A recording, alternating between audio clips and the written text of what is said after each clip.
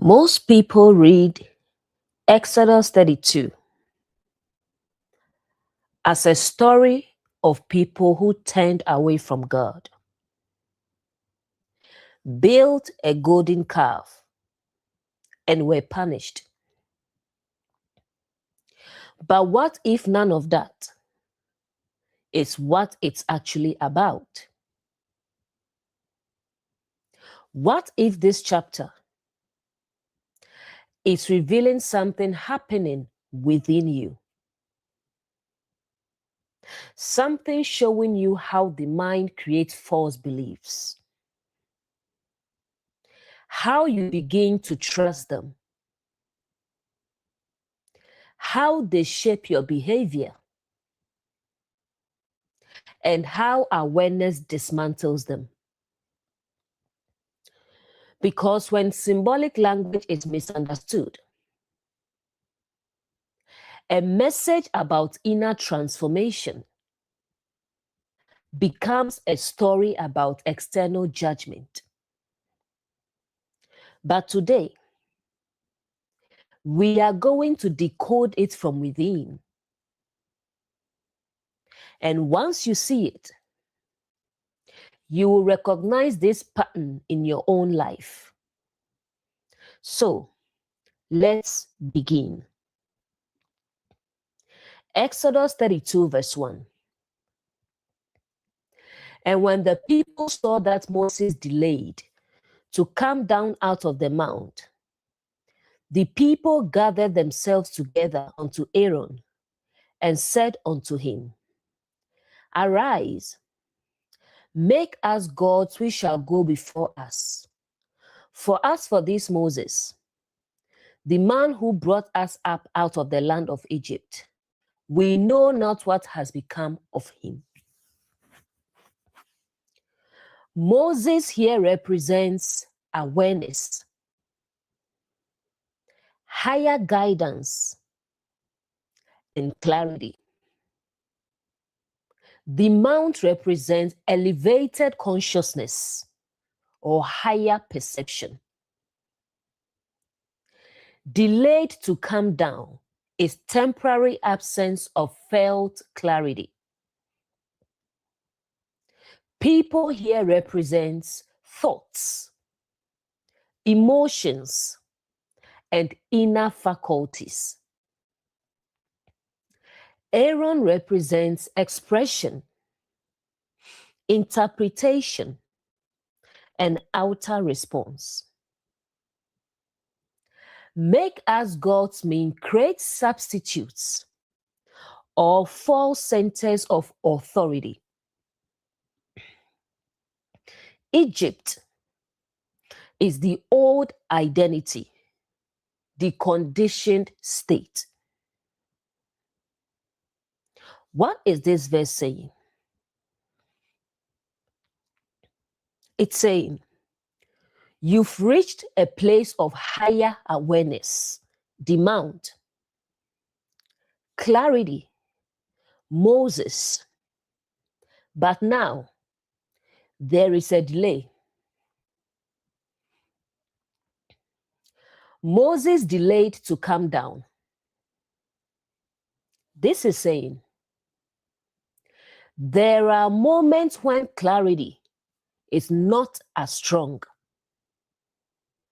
when awareness feels distant, and guidance is not immediately felt. Not because it's gone, but because you are in a transition phase. This is like you once felt clear. Now things feel uncertain. You don't feel that same certainty. This is normal in growth. The people gathered together. It's saying, your inner world becomes active and restless. Thoughts begin to rise. emotions begin to speak and uncertainty increases. When awareness is not actively felt, the mind begins to take over. Next line, onto Aaron. Aaron represents expression or interpretation. This is where your mind begins to explain things, where your reasoning tries to fill the gap. When clarity is quiet, interpretation becomes loud. Next line. Make us gods, we shall go before us. When awareness feels absent, the mind creates substitutes. These gods represent external validation, beliefs, systems, and assumption. Anything that replaces true awareness. Next line. We know not what has become of Moses. This is the feeling where you say, I don't feel clear anymore. Doubt enters. Uncertainty grows. And instead of waiting, the mind reacts. What this verse is revealing: when awareness is not actively felt, the mind will create something to replace it. Relationship example. You've been in a relationship. When it began, everything felt alive. Emotions were high. Attention was constant. You went out, talked all the time. Excitement was there. That's your mountaintop moment. Moses on the mount equals clarity, connection, and alignment. Then, as time went by, things normalized. The intensity reduced. Life became more stable. And that's where the shift happens. That's Moses delayed. What happens internally? Instead of understanding this is natural, things are stabilizing. The mind says, something is wrong. They've changed. Maybe they don't care anymore. Maybe there's someone else. This is the moment of make us gods. Next, the golden calf. What you create. You begin to create assumptions, stories, and emotional conclusions. And these become your new truth, even though nothing actually changed in reality. Why this happens? Because you were used to emotional highs, constant stimulation, and intensity. So when things become calm, stable, and consistent, Your mind interprets it as loss. The dangerous part: once those thoughts form, you start acting differently. You withdraw or overreact. You question everything.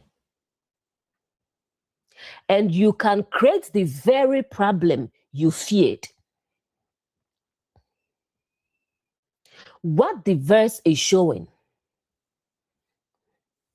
it's saying, when emotional intensity drops, the mind creates meaning to replace clarity. Not every change in feeling means something is wrong. Sometimes it means something is becoming real. The beginning of every relationship is often exciting, emotional, and intense. But real connection becomes calm, steady, and consistent. And if you don't understand that, you will replace peace with fear, because the mind prefers intensity over stability, prefers drama over stillness. But awareness sees nothing is wrong. It's just evolving. And when you understand that, you stop creating golden calves in your relationships. In career, at the beginning, you are excited. You are learning fast. Things feel new. Progress feels visible. That's your mountain experience. Then growth slows.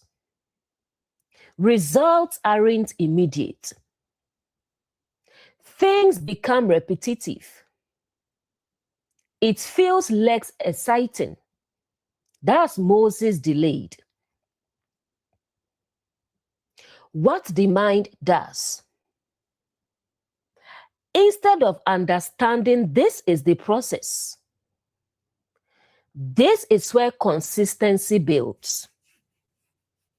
The mind says, this isn't working. I'm not progressing. Maybe I chose the wrong path. Others are doing better than me. This is make us gods. The golden calf in career. You create comparison, fear-based decisions, quick alternatives like let me switch careers, doubt as your guide. You replace process with panic. What happens next? You become inconsistent. You stop trusting your path. You abandon things too early. Not because it wasn't working, but because you misread the silence. The truth: growth is loud at the beginning, but quiet in the stage where it actually forms. In religion, at the beginning, everything feels alive. Revelations come easily. You feel deeply connected. Understanding flows. That's your mountain moment. Then the emotional intensity fades. You don't feel it the same way. Things feel quieter. That is Moses delayed. What the mind does.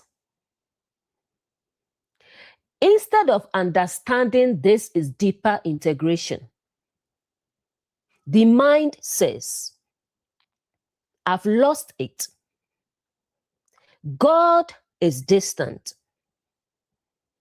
Something is wrong. I need something external again. That is make us gods. The golden calf in religion. You begin to depend on external validation again. You chase emotional highs. You cling to rigid systems. You look for something to feel instead of something to be. You replace inner awareness with outer structure. What happens next? Fear returns. Confusion increases. Dependency grows.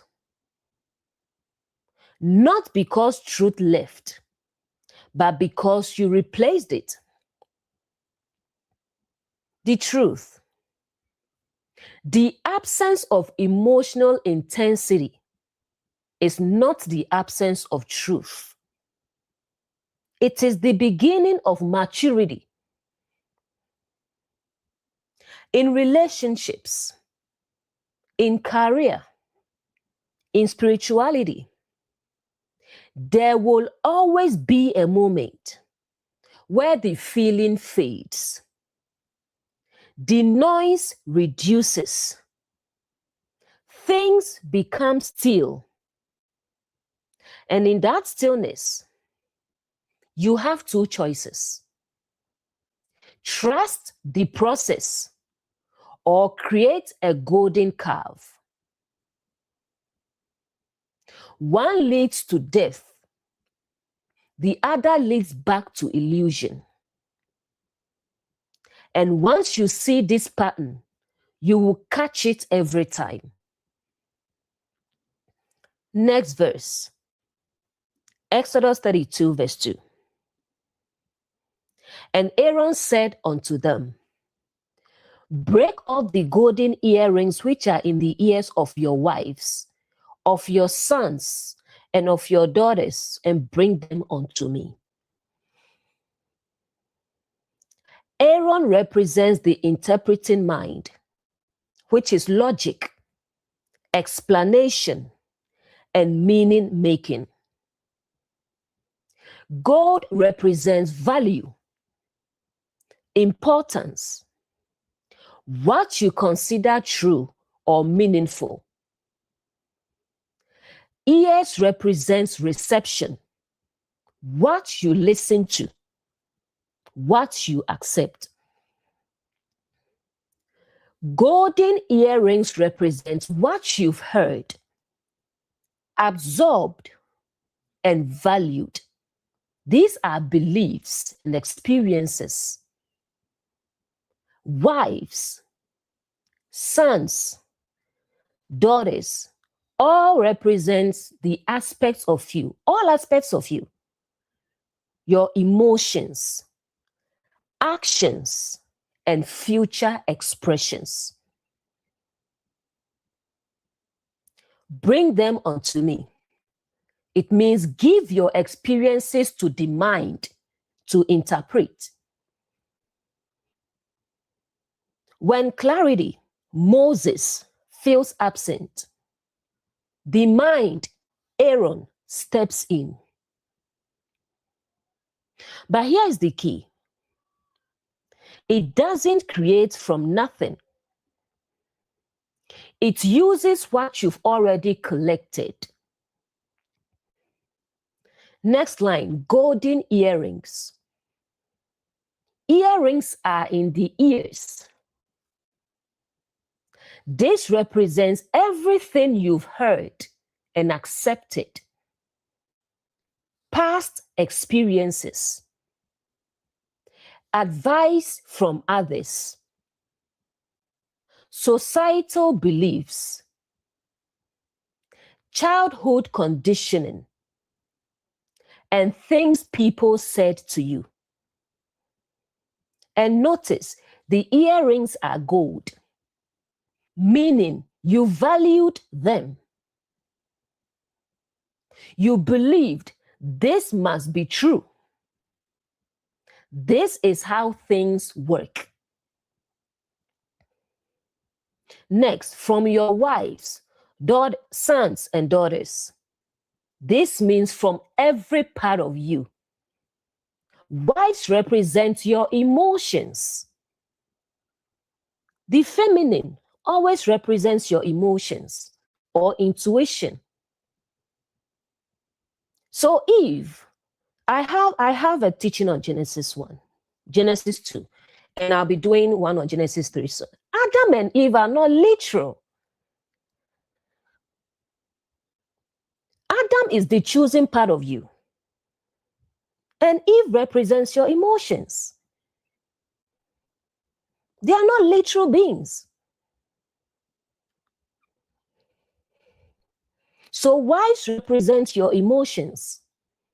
Sons represent your actions.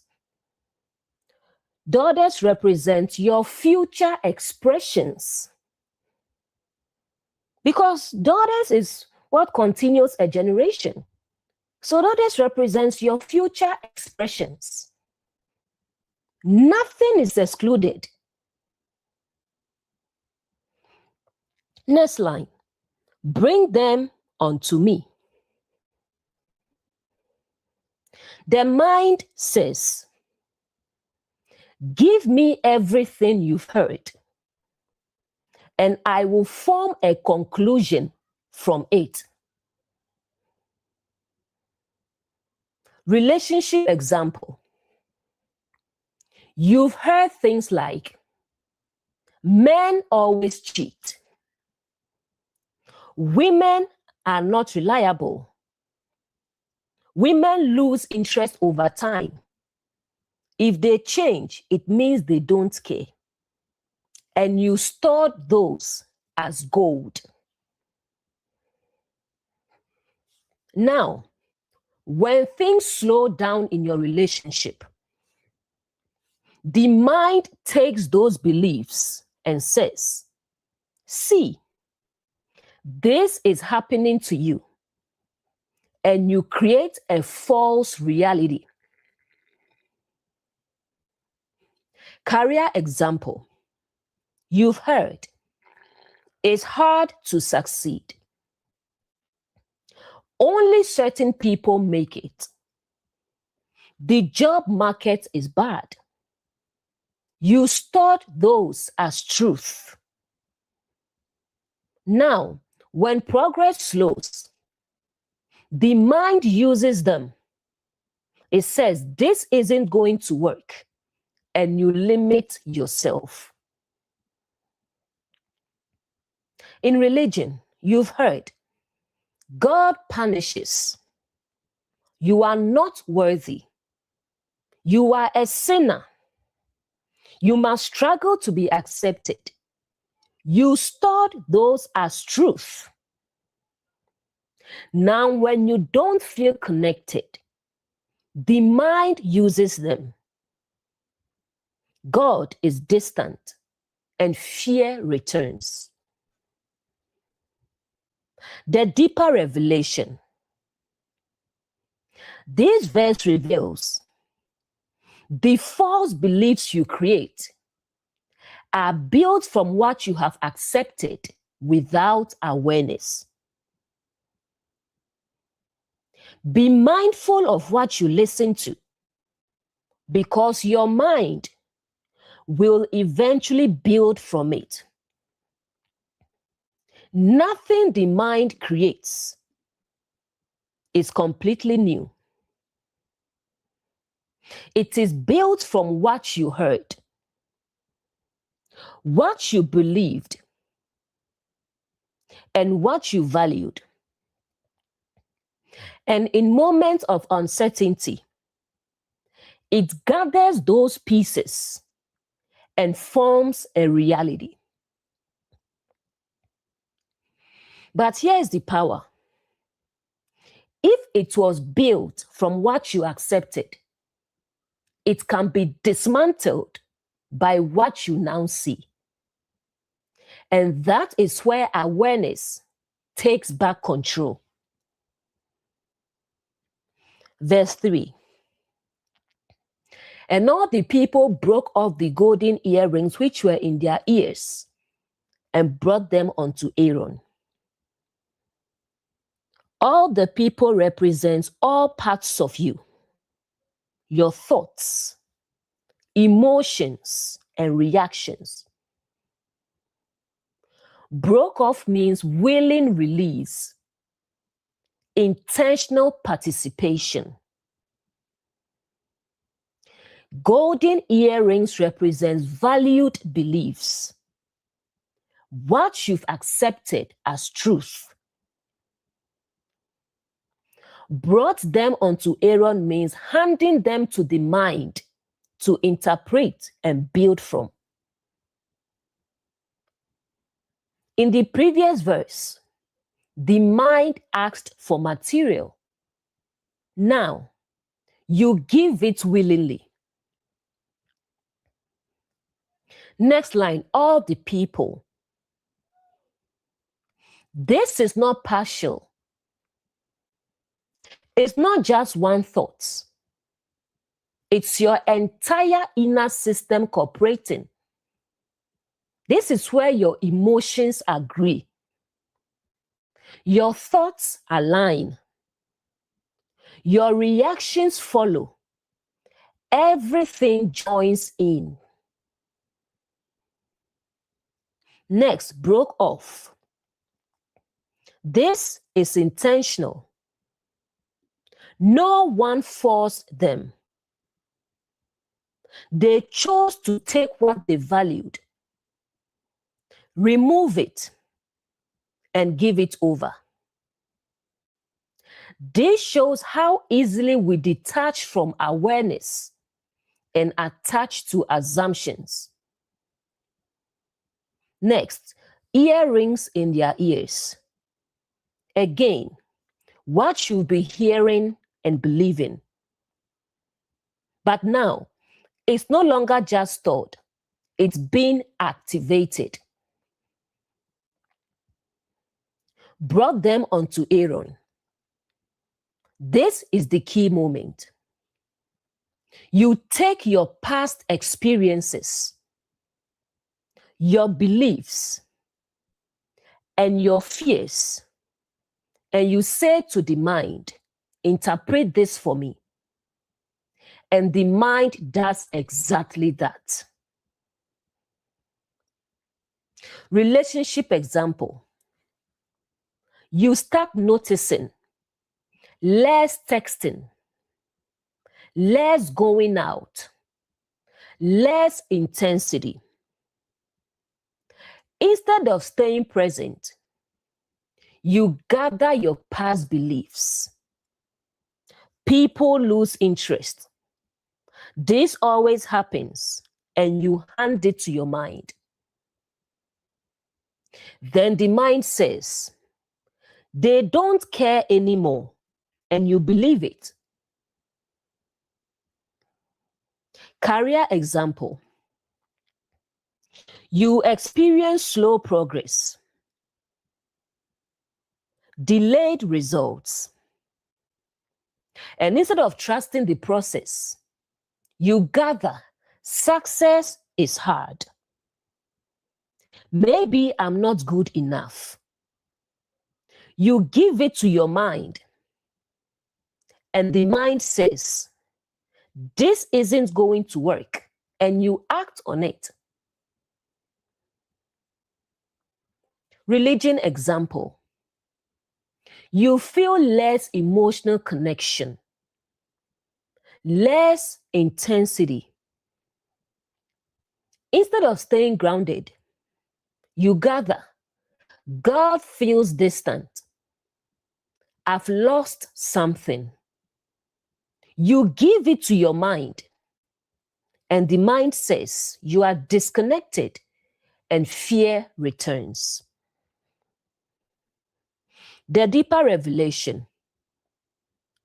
This verse reveals the mind can only build false realities from what you willingly give it. The mind doesn't control you. It builds from what you hand to it. There is a moment before every false belief forms where you gather your past, your fears, your assumptions, and you bring them forward. That moment is where awareness can step in. Because once you give it to the mind, it will create something from it.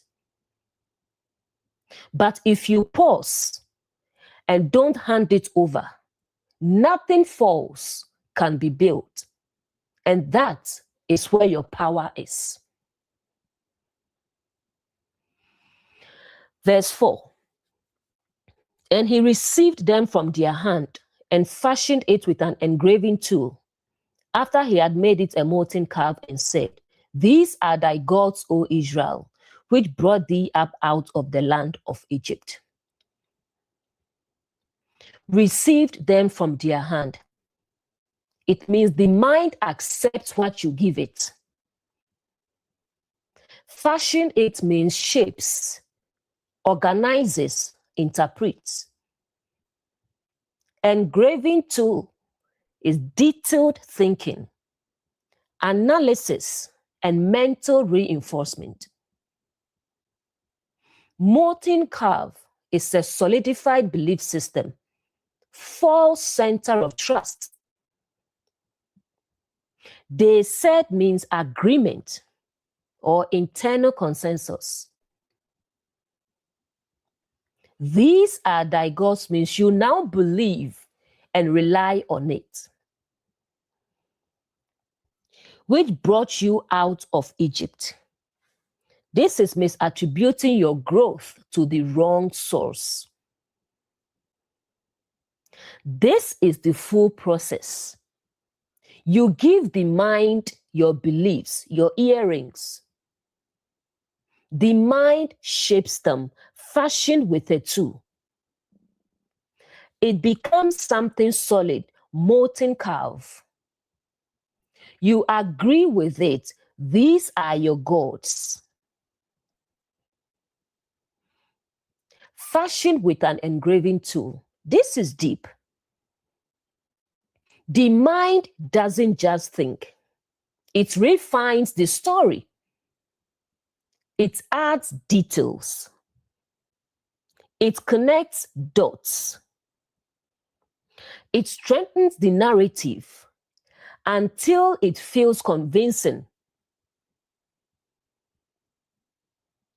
The molten calf. Why a calf?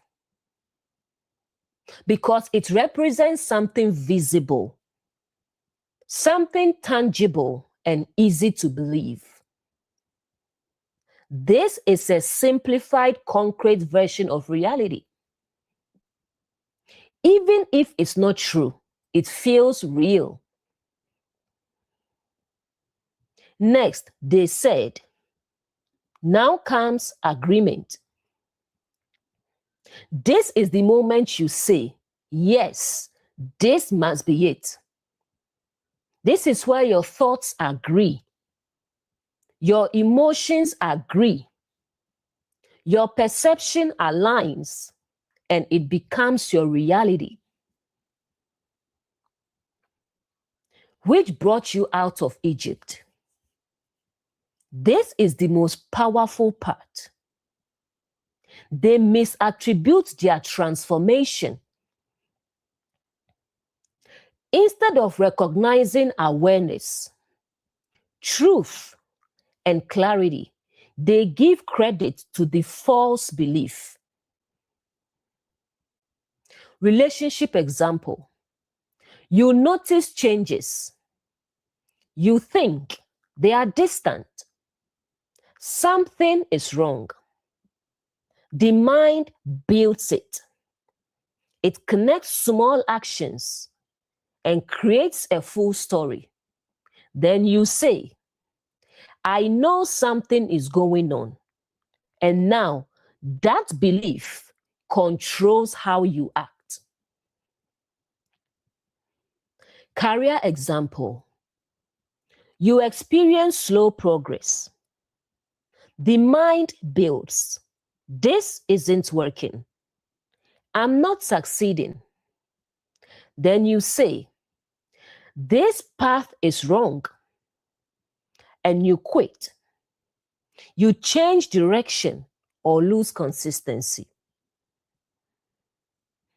Religion example. You feel less emotional connection. The mind builds. God is distant. I've lost it. Then you say, something is wrong with me. And you go back to fear. You depend on external systems. The deeper revelation. This verse reveals a false belief becomes powerful the moment you agree with it. The mind doesn't just create stories. It creates realities you begin to live by. It didn't start as truth. It started as a thought, a feeling, a moment of uncertainty. Then it was shaped, refined, and reinforced until one day you said, this must be true. And in that moment, you gave it power. But here is the freedom. What was created can be uncreated. Because the same awareness that sees truth can also see illusion. And once you see it, it can no longer hold you. Verse 5. And when Aaron saw it, he built an altar before it. And Aaron made proclamation and said, tomorrow is a feast to the Lord. Aaron saw it. The mind recognizing the belief it created. Build an altar means establishes it as something to honor, prioritize, and act on. Before it means centering life around that belief. Proclamation is declaring it as truth. Feast to the Lord is mislabeling illusion as truth or divine or right. This is the next stage where belief becomes behavior. He built an altar before it. An altar is a place of focus, attention, and devotion. This means you begin to act from the belief. You prioritize it. You give it energy. You organize your actions around it, and it becomes your reference point. Next, Aaron made proclamation. Now, it's no longer internal only. It becomes declared truth. You say things like, I just know this is how it is. This always happens. That's just reality. The belief is now spoken and reinforced. Next, a feast to the Lord. This is the most subtle part. They take something false and label it as truth. This is what happens when illusion feels convincing. You begin to justify it, defend it, and live by it, believing it is right. Relationship example. You created the belief they don't care anymore. Now, you withdraw. You act cold. You test them. And you justify it. I'm just protecting myself. That's the altar. Career example. You created the belief this isn't working. Now, you lose consistency. You stop putting in effort. You quit too early. And you say, I'm just being realistic. That's the altar. Religion example. You created the belief God is distant. Now you operate in fear. You depend on external systems. You lose inner trust. And you say, this is how it works. That's the altar. The deeper revelation. This verse reveals a false belief becomes dangerous when you begin to live by it and call it truth. Not everything you act on is truth. Sometimes it is a belief you never questioned. It started as a thought, then became a belief. Now it becomes your behavior. And the most subtle part is this. You don't just live by it. You justify it. You defend it. You call it right. And that is how illusion becomes your reality. But awareness, once it returns, will expose it all. Verse 6. And they rose up early on the morrow and offered burnt offerings and brought peace offerings.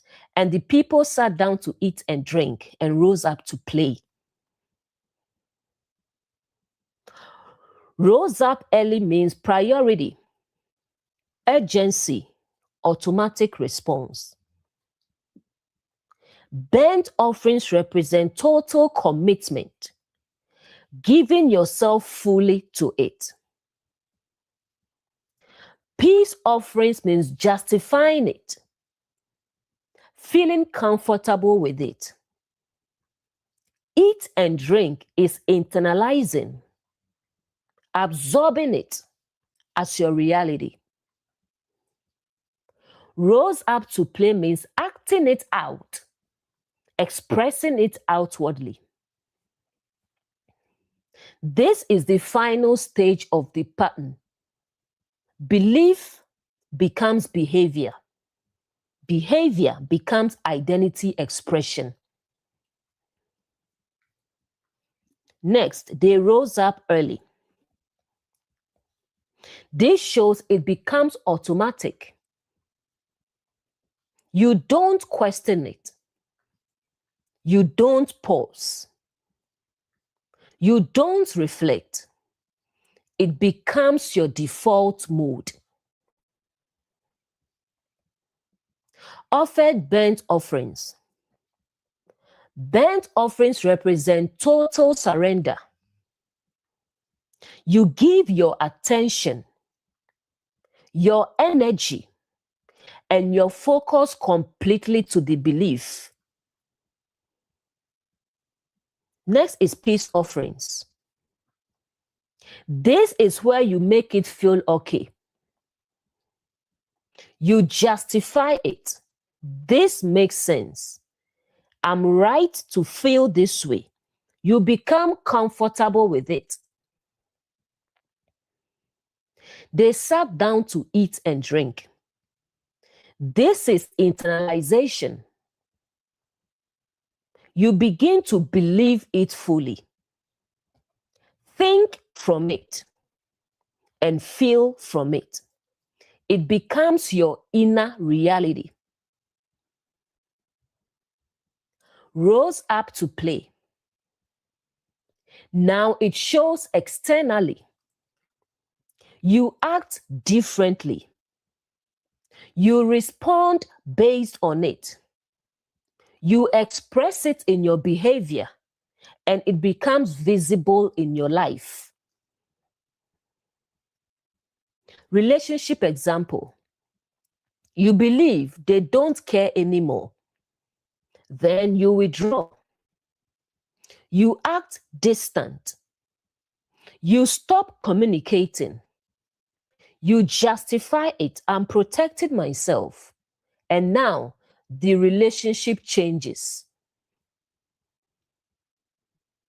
Career example. You believe this isn't working. Then you lose consistency. You stop putting effort. You disengage. You justify it. I'm being realistic. And now your progress stops. Religion example. You believe God is distant. Then you operate in fear. You depend externally. You lose inner trust. You justify it. That's how it works. And now your experience reflects it. The deeper revelation. This verse reveals what you believe, you eventually live out. Your life is not just shaped by what you do, but by what you believe is true. It didn't start with behavior. It started with a thought, then became a belief, then became your actions, and eventually your reality. And that's why awareness is everything. Because if you catch it early, you stop it before it becomes your life. And if you don't, you will live out something you never intended to create. That is the verse that says, dash the little ones against the stone. It's not talking about violence. Dash the little ones against the stone means catch it early. Stop it before it becomes your life. Little ones represent emerging thoughts. Stone represents rigid truth. That's why Paul calls Christ the chief cornerstone. So catch it early. Stop it before it becomes your life. Dash the little ones against the stone. Because if you don't, you will live out something you never intended to create. Verse 7. And the Lord said unto Moses, go, get thee down, for thy people which thou broughtest out of the land of Egypt have corrupted themselves. The Lord said, this is truth or higher awareness revealing reality. Moses is your conscious awareness. Go, get thee down means bring awareness back into the situation. Thy people represent your thoughts, your emotions, and inner faculties. Brought out of Egypt means freed from old identity or patterns. Corrupted themselves means distorted, misaligned, altered from truth. Up to now, the mind created a belief, the golden calf. You agreed with it. You lived it out. Now, Moses' awareness returns. Go, get thee down. This is important. Awareness, Moses was at a higher level, the mount. Now, it must come back into the situation. This means you become conscious again. You step out of autopilot. You begin to observe what's happening. You come back to yourself. Next line, thy people. Notice this, not someone else. Your own inner system. This is about your thoughts, your emotions, and your reactions. Awareness sees what you created internally, which thou broughtest out of Egypt. You were once free, once clear, once aligned, but now you've drifted. Not because you were forced, but because you lost awareness for a moment. Have corrupted themselves. This is powerful. Not they were corrupted by something external, but they corrupted themselves. This means distortion came from within. Misinterpretation happened internally. The false belief was created by the mind. No external force did this. Relationship example. You were clear, grounded, aligned. Then you created assumptions and you acted from fear. Now, awareness, Moses returns and says, wait, this wasn't real. You see how you distorted it. Career example. You were confident, moving forward. Then you created doubt. You slowed down. Now awareness returns. You say, I let my thinking distort the process. Religion example. You were connected. You were clear. Then you replaced awareness with fear. You depended on external systems. Now awareness sees, I moved away from truth. The deeper revelation. This verse reveals distortion does not come from outside. It is created when awareness is absent. You don't lose truth. You momentarily lose awareness of it. You didn't become something else. You didn't lose who you are. You simply moved away from awareness and created something in its place. And now, awareness returns, not to condemn you, but to show you clearly, this is not what is real. And the moment you see that, everything begins to shift. Verse 8. They have turned aside quickly out of the way which I commanded them. They have made themselves a molten calf and have worshipped it, and have sacrificed thereunto and said, These are thy gods, O Israel, which have brought thee up out of the land of Egypt. Turned aside quickly means rapid shift from clarity to distortion. The way represents alignment, path of truth, awareness. Commanded is inner knowing, clarity, truth already revealed. Made themselves is self-created belief, not external. Molten calf is solidified false reality.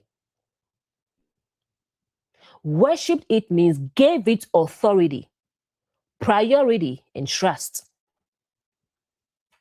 Sacrificed unto it means invested energy, acted on it. These are thy gods means full agreement with the illusion. This is the full recap.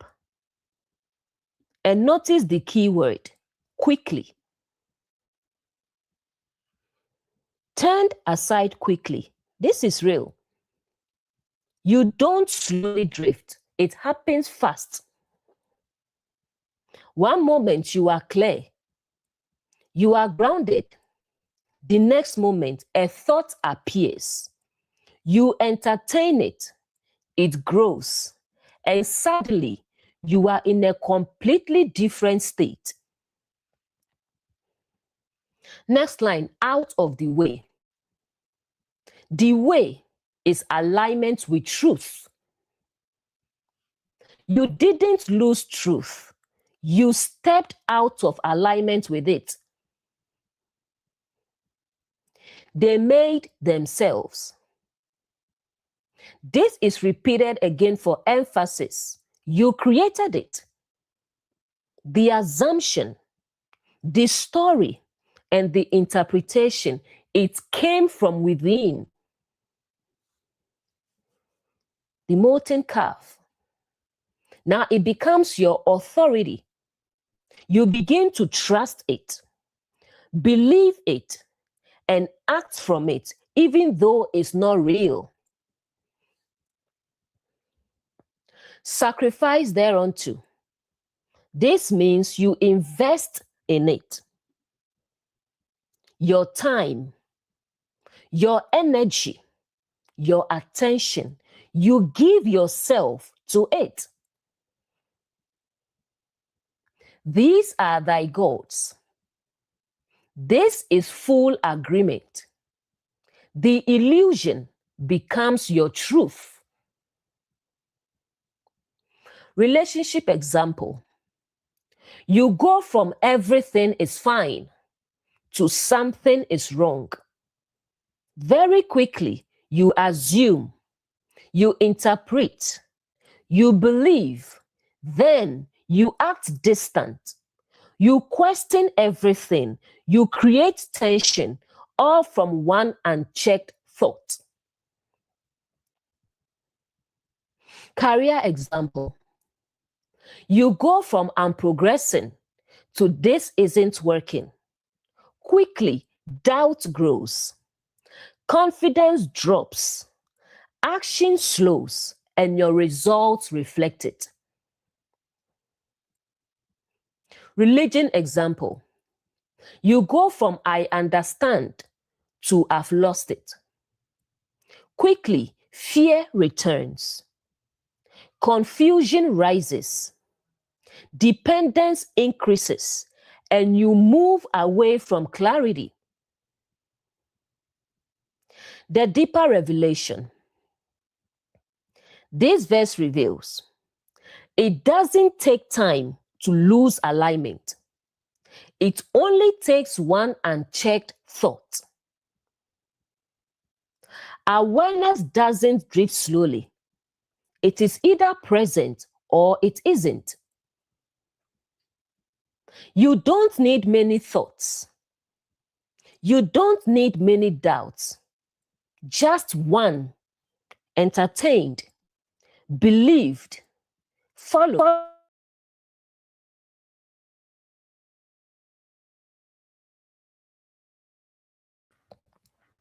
And you can move from clarity into illusion. But here's the power. The same way it happens quickly, you can return quickly. Because awareness is never far. It's just a matter of seeing again. And the moment you see, the illusion loses its power. Verse 9. And the Lord said unto Moses, I have seen these people, and behold, it is a stiff-necked people. I have seen, truth fully perceives what's happening. These people represent your inner system, your thoughts, emotions, and reactions. Stiff-necked means rigid, resistant, unwilling to turn or adjust. After the belief is created, the mind agrees with it and behavior follows it. Then something happens internally. It becomes rigid, stiff-necked. This is a powerful image. A stiff neck cannot turn, adjust, or look another direction. Symbolically, the mind becomes fixed. It won't reconsider. It won't question. It won't see differently, even when evidence says otherwise. What this means internally: once a belief is formed, the mind begins to defend it. You notice, you justify it, you protect it, you resist anything that challenges it. Not because it's true, but because it feels familiar and certain. Why this happens? Because the mind prefers certainty over truth, familiarity over clarity, being right over being aware, so it locks in. Relationship example: you believe they don't care anymore. Then they do something kind. They show effort. But your mind says they are just pretending. That's stiffness. You refuse to see differently. Career example: you believe this isn't working, even when progress is happening. When opportunities appear, your mind says it's not enough, and you stay stuck in that belief. Religion example: you believe God is distant, even when clarity comes. Understanding increases. Your mind says, no, something is still wrong. You resist truth.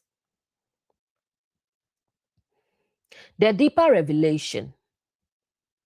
This verse reveals the most difficult part is not the false belief.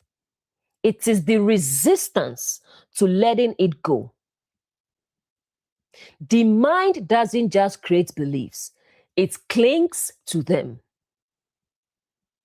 Once a belief settles in, it doesn't just sit quietly, it holds on. It says, this is right. This is real.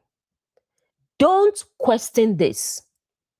Even when awareness begins to return, It resists. But here is the truth.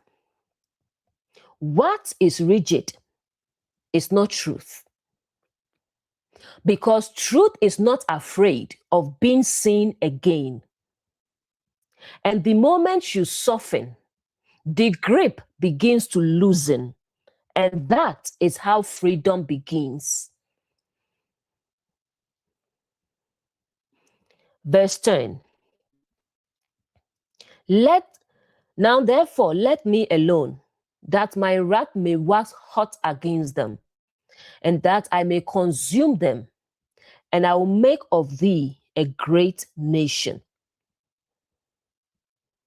Let me alone means allow truth to operate without interference. Wrath is intensity of exposure, not anger. This is truth confronting distortion. Wax hot means heightened awareness, strong illumination. Consume them means dissolve, remove, bring an end to false patterns. Make of thee a great nation means rebuild from true awareness. After the false belief is formed, after the mind becomes rigid, which is stiff-necked, truth now moves to expose and dissolve it. Let me alone. It means don't interfere with truth. When awareness returns, don't justify the belief. Don't defend it. Don't hold on to it. Just let truth reveal it. Next, my wrath may wax hot. This is not emotional anger. It is intense clarity. The kind where everything becomes obvious, where illusion is fully exposed and you can no longer pretend. It can feel uncomfortable because it's revealing everything at once. Next line, consume them. This is dissolution, not punishment, but removal.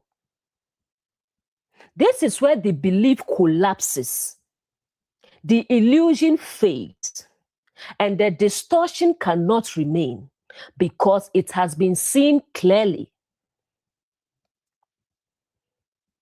Next line, I will make of thee a great nation. After the false system is removed, something new emerges. Clarity, truth, and alignment. A new way of thinking built on awareness. Relationship example. You believed they don't care anymore. Then awareness returns and shows you misinterpreted. You reacted from fear. It feels intense. You say, wow, I really created that. That belief dissolves. And now you respond from clarity. Career example. You believed this isn't working. Then awareness shows you were still progressing. You lost patience. That belief collapses. And now you move with confidence again. Religion example. You believed God is distant. Then awareness reveals nothing was missing. It was your perception. That belief dissolves. And now connection feels natural again. The deeper revelation. This verse reveals Truth doesn't fight illusion. It exposes it until it can no longer exist. That's what Revelation calls the fire that doesn't quench. It's not torture. Fire represents truth, refinement, transformation. What does scripture say? Our God is a consuming fire. It's not about torture. Truth doesn't fight illusion. It exposes it until it can no longer exist. What feels like distraction is often the removal of what was never true. When awareness returns, it doesn't argue, it reveals. And when it reveals, everything false begins to fall. It may feel intense, uncomfortable, overwhelming, but that intensity is not against you. It is for you. Because it is clearing what was never meant to stay. And what remains is not something new. It is what was always true. This is what it means. Those whose name were not found written in the Lamb's book of life were cast into the lake of fire. Not people. Not people. It is clearing what was never meant to stay. And what remains is your true self. What was always true.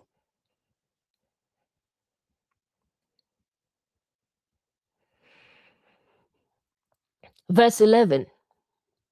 And Moses besought the Lord his God and said, Lord, why doth thy wrath wax hot against thy people, whom thou hast brought forth out of the land of Egypt, with great power and with a mighty hand?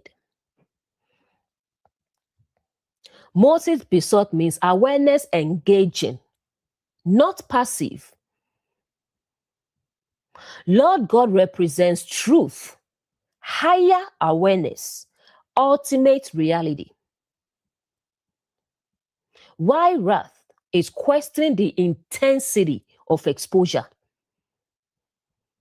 Thy people represents your inner faculties, your thoughts and emotions.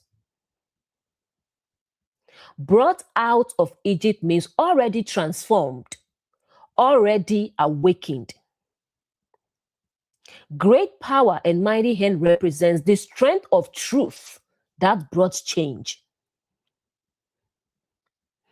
In the previous verse, truth moved to fully expose and dissolve illusion. Now awareness steps in and says, wait, let's look at this properly. Moses besought the Lord. This is powerful. Awareness is not overwhelmed, reactive, or harsh. It is present and reflective. Instead of allowing intensity to overwhelm and everything to collapse at once, awareness engages with truth. Why does thy wrath wax hot? This is not questioning truth itself. It is questioning the intensity of the process. It's like saying, does this need to be so harsh? Is there a more balanced way to see this? What this represents? This is the moment where you don't condemn yourself. You don't say, I messed everything up. I ruined this. Instead, you say, let me understand this clearly. Next line, thy people which thou broughtest out of Egypt. This is key. Awareness reminds truth. These are not lost. They've already come out of Egypt. Meaning, you've already grown. You've already changed. You've already awakened. This was just a momentary lapse, not your identity. Next, with great power and mighty hand. This is a reminder. Transformation already happened. You are not starting from scratch. You are not completely lost. You've already come far. Relationship example. You realize I misinterpreted. Instead of saying I ruined everything, you say, let me understand what happened. You acknowledge you've grown. You've changed. This was just a moment. Career example. You realize I doubted myself unnecessarily. Instead of quitting or condemning yourself, you say, I've made progress. Let me realign. Religion example. You realize I moved into fear again. Instead of feeling lost or thinking you failed, you say, I've already seen truth. Let me return to it. The deeper revelation. This verse reveals awareness doesn't condemn the mistake. It puts it into perspective. Growth is not undone by a moment of misalignment. Yes, you may drift. You may misinterpret. You may create something that isn't true. But awareness, when it returns, does not destroy you. It reminds you you've already come out. You've already grown. This is not who you are. And in that reminder, you stabilize. You don't collapse, you realign. And that is the power of awareness. Verse 12. Why should the Egyptians speak and say, for mischief did he bring them out, to slay them in the mountains and to consume them from the face of the earth? Turn from thy fierce wrath and repent of this evil against thy people. Egyptians represent old identity, past conditioning, former mindset. Speak and say represents narrative, interpretation, meaning assigned. Brought them out is transformation, awakening, growth. To destroy them is misinterpreting the process as harm. Mountains represent higher awareness or elevated states. Consume them is total collapse, misunderstood as distraction. Turn from wrath means shift perspective, soften intensity. Repent means change perception, reframe understanding. Why should the Egyptians speak? Awareness is now asking, how is this being interpreted? Egypt represents your old way of thinking, past conditioning, old beliefs, former identity. And those old patterns will say, see, this isn't good. This path is dangerous. You were better off before. Next line, he brought them out to destroy them. This is misinterpretation. The process of exposing illusion and dissolving false beliefs can feel intense. And the mind can say, this is too much. Something is wrong. It mistakes transformation for distraction. To slay them in the mountains. The mountains equals higher awareness. So this is saying, this higher understanding is harming me. But in reality, it is revealing truth. Turn from thy wrath, repent. Repent here means change perception. Awareness is saying, let's not interpret this as distraction. Let's see it correctly. What this represents internally. This is the moment where you don't misinterpret your growth. You don't say, this is too hard. Something is wrong with me. Instead, you say, this is part of the process. Relationship example. You realize I created a false story. It feels intense. You could say this relationship is falling apart. But awareness reframes. No, I just misunderstood something. That changes everything. Career example. You face challenges, slow progress. You could say this path is failing, but awareness reframes. This is growth, not failure. Religion example. You feel less emotional intensity, deeper internal shifts. You could say, I've lost connection, but awareness reframes. This is deeper alignment, not loss. The deeper revelation. This verse reveals the process of transformation can be misunderstood if you interpret it through your old mindset.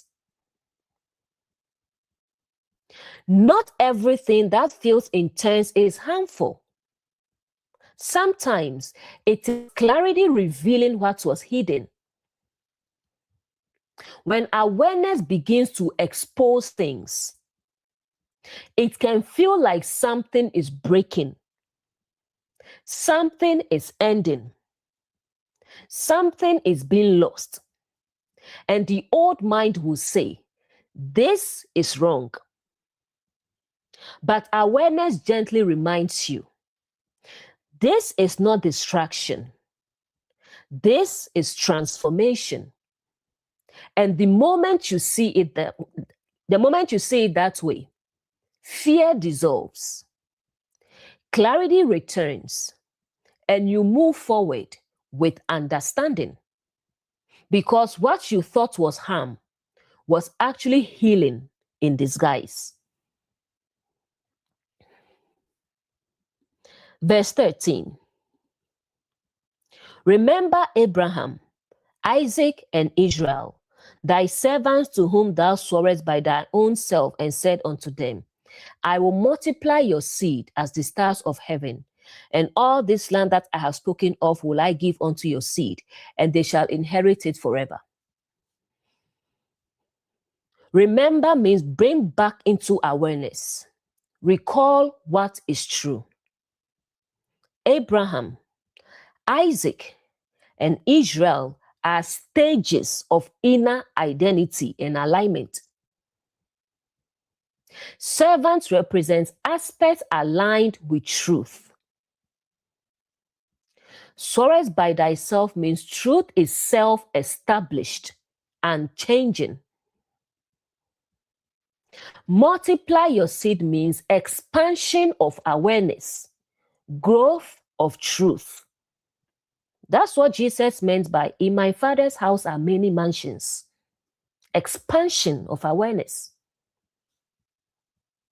Because ask yourself, how big is a mansion and how big is a house? So how can a mansion fit in a house? So Jesus is speaking symbolically. What does Paul call you? He calls you the temple of God. Jesus calls you the Father's house. So multiply your seed means expansion of awareness or growth of truth.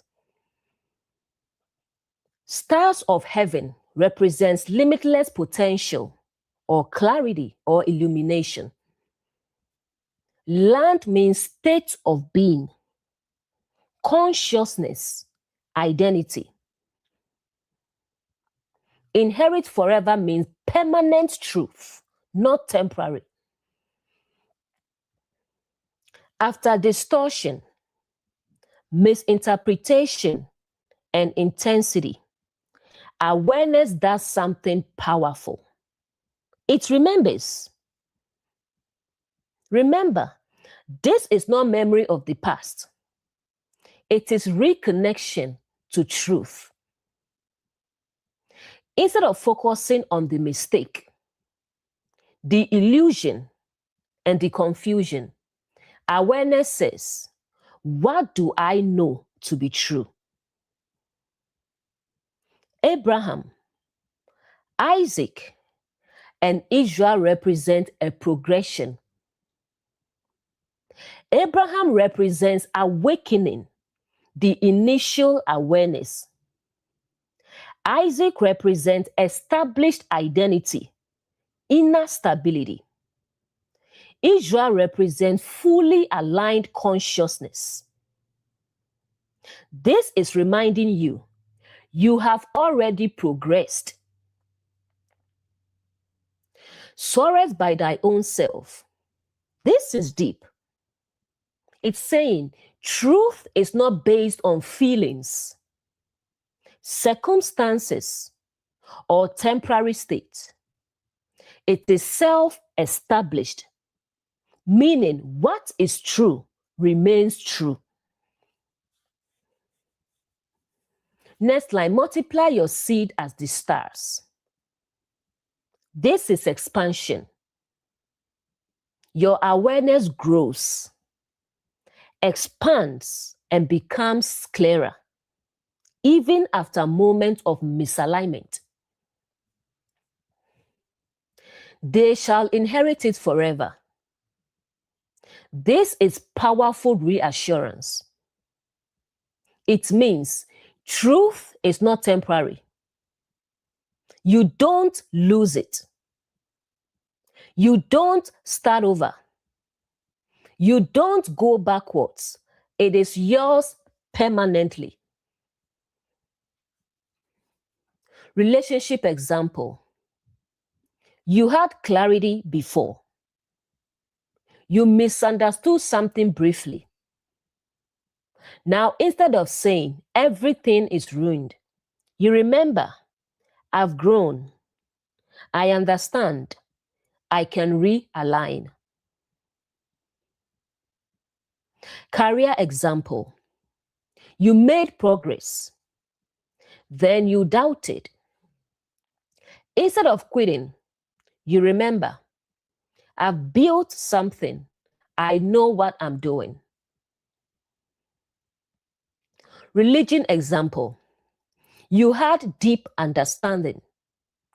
Then you felt disconnected. Instead of fear, you remember, truth hasn't left. I've already seen it.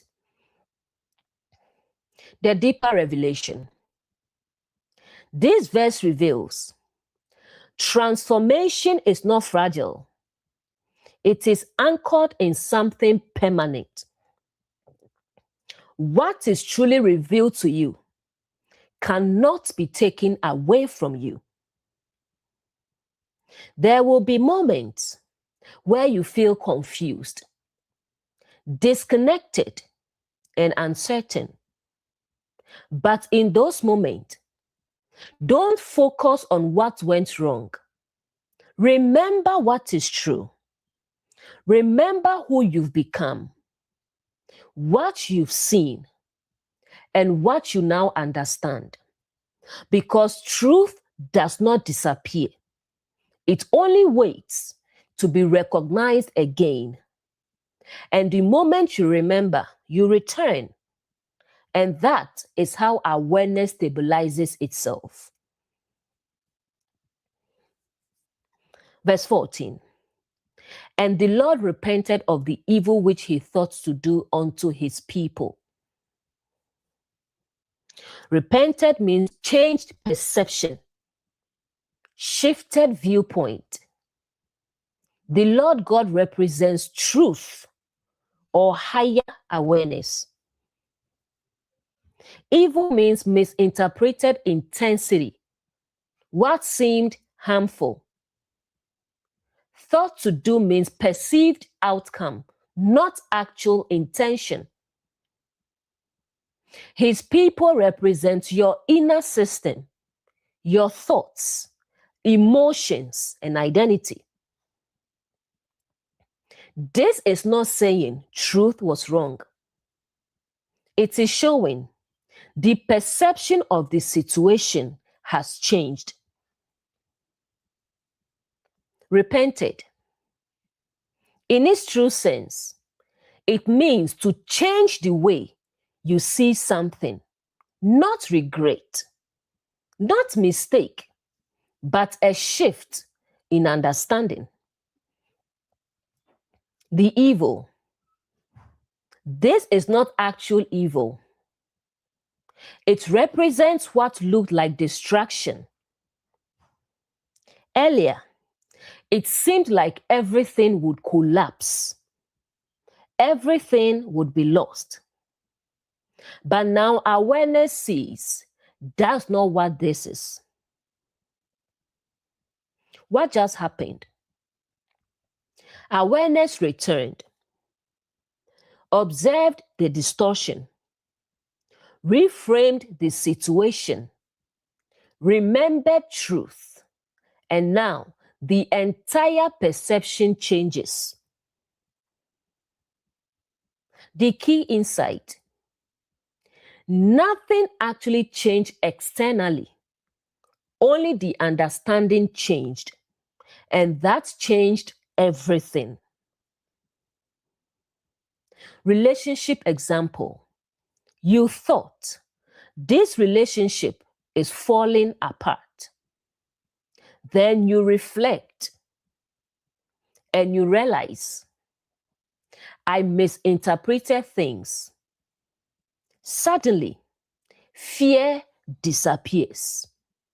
Clarity returns. Nothing changed externally. Your perception changed. Career example. You thought, this isn't working. Then you step back and see, I'm actually progressing. Everything feels different. Religion example. You thought God is distant. Then awareness returns and you see nothing was missing and connection feels restored. The deeper revelation. This verse reveals what looks like distraction can simply be misinterpreted transformation. Sometimes nothing needs to change except the way you see it. You thought something was ending. You thought something was wrong. You thought something was being taken from you. But when awareness returned, you saw clearly. Nothing was lost. Nothing was destroyed. Nothing was against you. It was just misunderstood. And the moment you saw it correctly, everything softened. Everything aligned. Everything made sense because truth was always there, waiting for you to see it clearly again. And that is the power of awareness. Verse 15. And Moses turned and went down from the mount, and the 2 tablets of the testimony were in his hand. The tablets were written on both their sides. On the one side and on the other were they written. Moses turned and went down. This is awareness returning from higher perception into everyday experience. Mount represents elevated consciousness or clarity. 2 tablets represent structured truth, balanced understanding. In his hand means now within your grasp, something you can live by. Written on both sides means complete, holistic, no gaps in understanding. Before, awareness went up. This is clarity or revelation.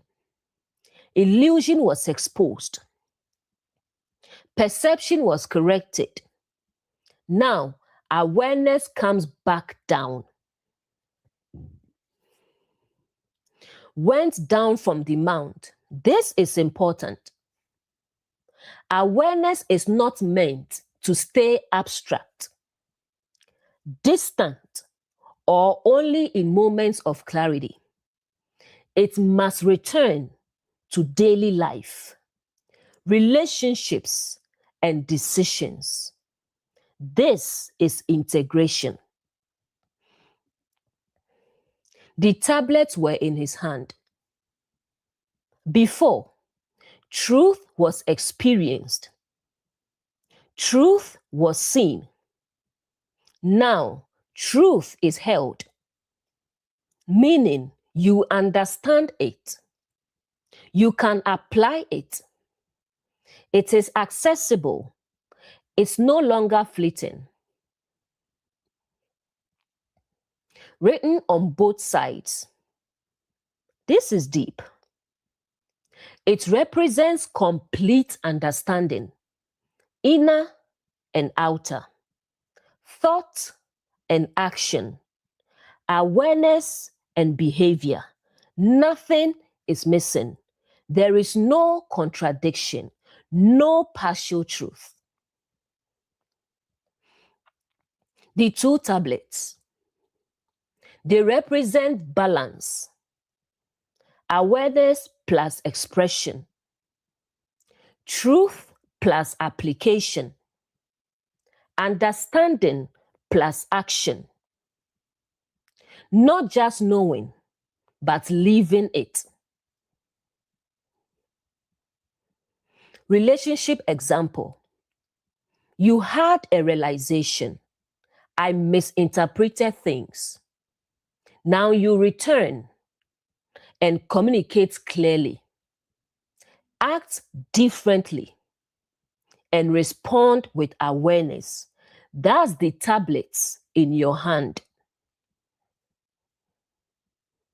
Career example. You realized I let doubt take over. Now you stay consistent. You act with clarity. You trust the process. You are applying what you saw.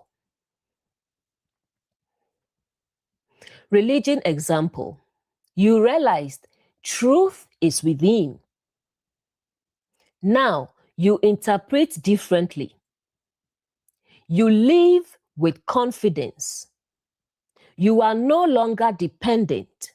Understanding becomes lived experience. The deeper revelation. This verse reveals true awareness is not just something you experience. It is something you bring back and live by.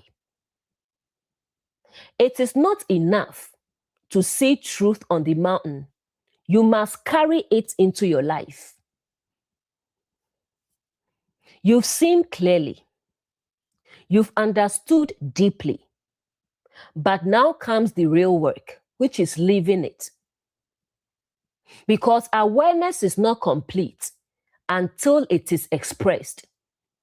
And the truth you once experienced is now in your hands to guide your thoughts, your actions, and your life. And that is where transformation becomes real. Verse 16. And the tablets were the work of God, and the writing was the writing of God, graven upon the tablets. Tablets represent structure of truth, internalized understanding. Work of God means not human-made, not mental construction. Writing of God means direct truth, pure awareness. Graving upon the tablet means deeply established, not temporary. This verse is making a clear distinction between what the mind creates, golden calf, and what awareness reveals, tablets. Two sources are being compared.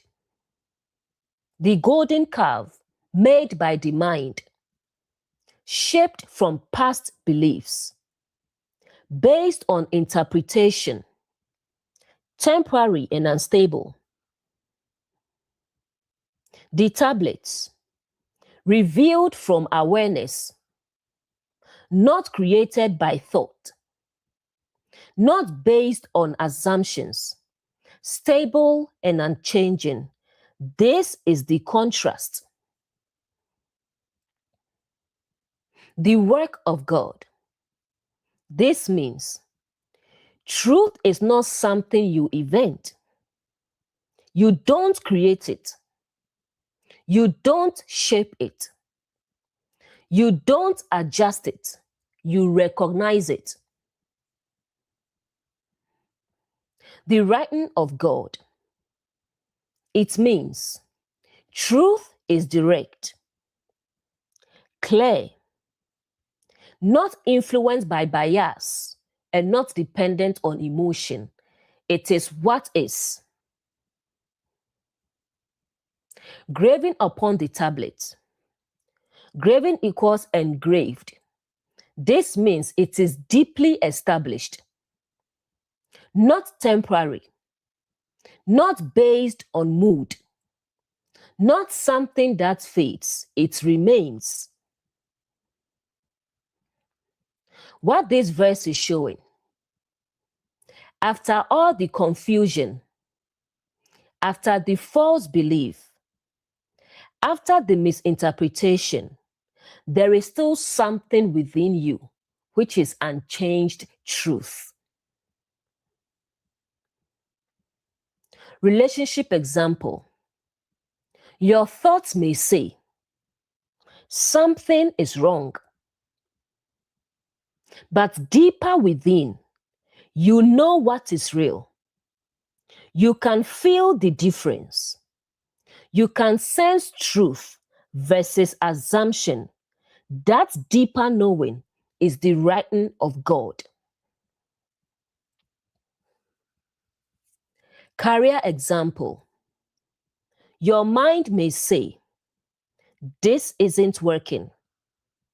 But deeper, you know your progress, your direction, and your growth. You know that clarity is not created, it's recognized. Religion example. You may hear, you are not enough. But within, there is a knowing. Truth feels different. Clarity feels natural. Awareness feels stable. That is not learned, it is revealed. The deeper revelation. This verse reveals true understanding does not come from the mind. It comes from direct awareness. What is true does not need to be constructed. It only needs to be seen. There are things your mind will create: stories, interpretations, and assumptions. But beneath all of that, there is something that does not change. Something not shaped by fear, not influenced by doubt, not built from past experiences. That is truth. And when you touch it, you don't question it. You recognize it because it was never created. It was always there. And that is the writing of God within you.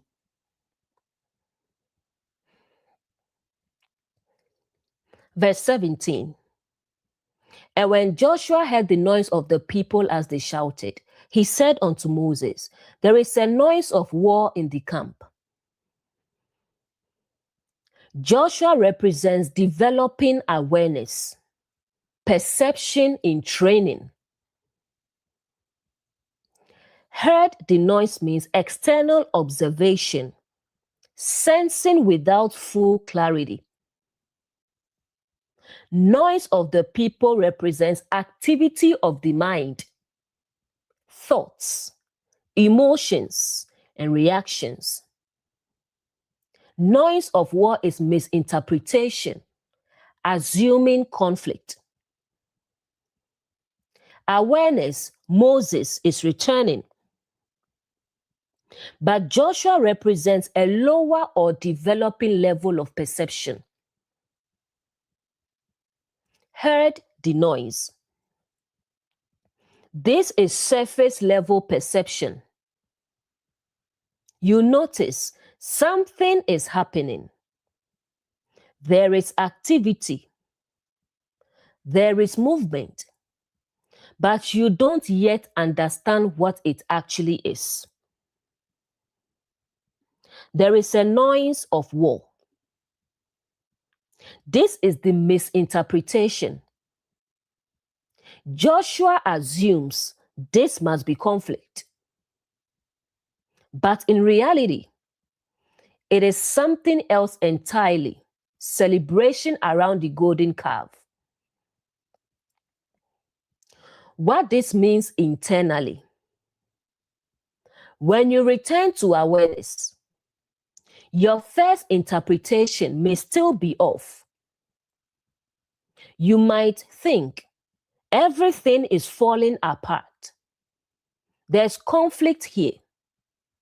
Something is wrong.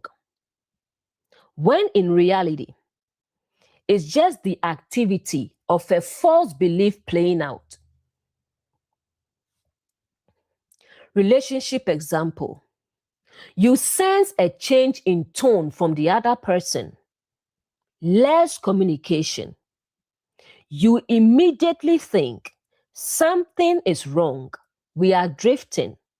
But you haven't seen clearly yet. It's just perception without full awareness. Career example. You notice slow progress, quiet periods. You think this is failing, but you haven't fully assessed the situation. It's an assumption. Religion example. You feel less emotional intensity. You think I've lost connection, but you haven't seen clearly yet. It's a misinterpretation.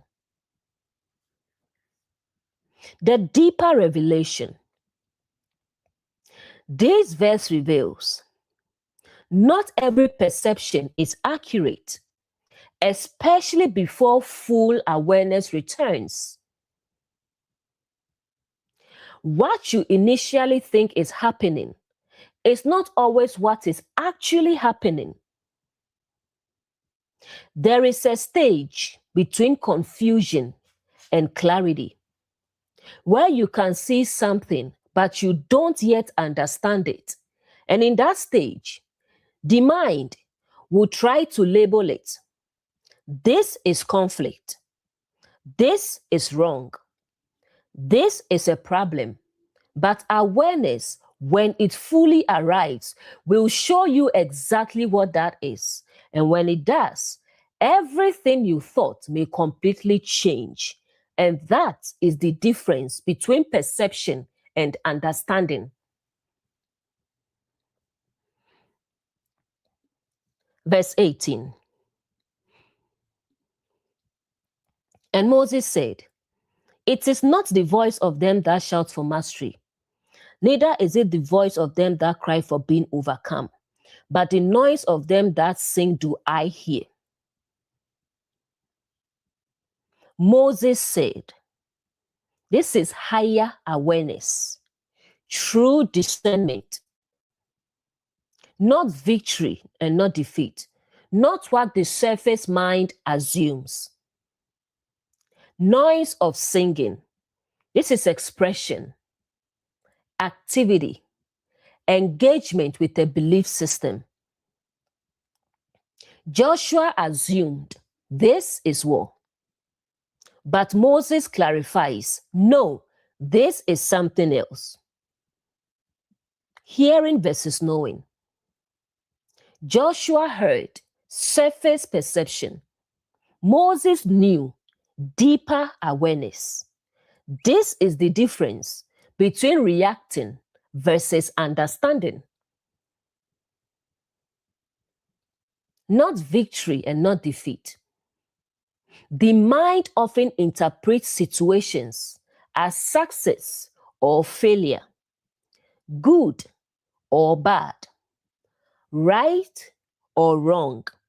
But awareness says, that's not what this is. It's not conflict. It's misalignment being expressed. The sound of singing.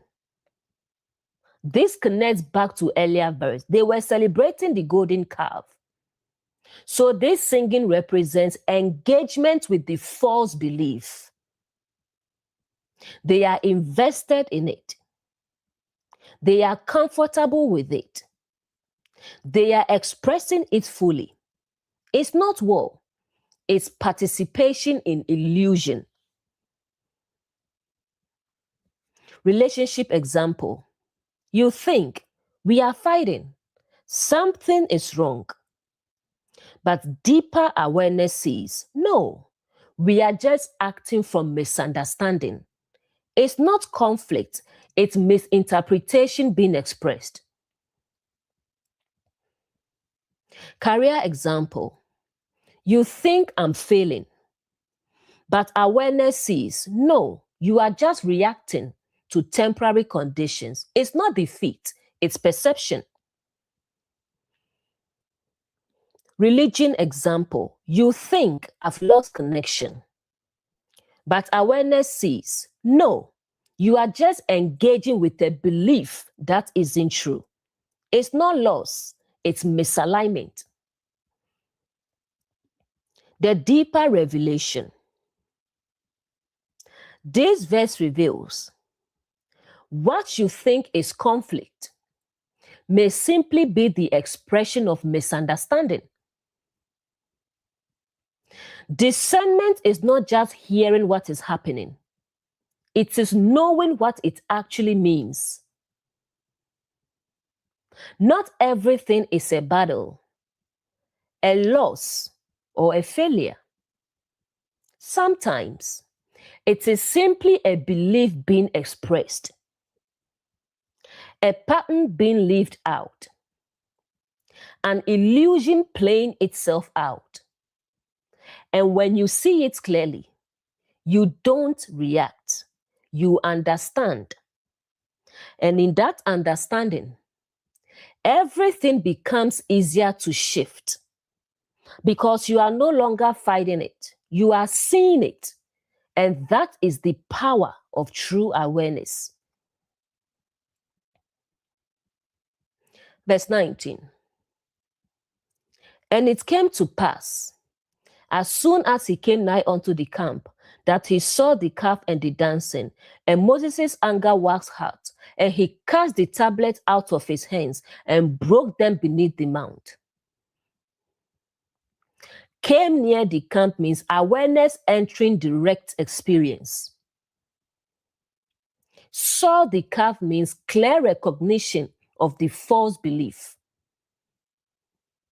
Dancing means full participation, expression of illusion. Anger wax hot is intense clarity, strong rejection of distortion. Cast the tablet is interruption of integration. Broke them means breakdown of structured understanding. Before, awareness returned. Understanding was formed, the tablets. Now, awareness sees exactly what is happening. He saw the calf and the dancing. This is direct perception. No assumptions, no interpretations, just clear seeing. The belief is visible. The behavior is obvious. The illusion is undeniable. Nothing is hidden anymore. Next, the dancing. This shows full engagement. They are not questioning it. They are enjoying it, expressing it, and living it out. The illusion is fully active. His anger waxed hot. This is not emotional anger. It is intense clarity. The kind of realization where you say, this is completely false. How did this even happen? It's that moment of shock, clarity, and sudden awareness. He cast the tablets and broke them.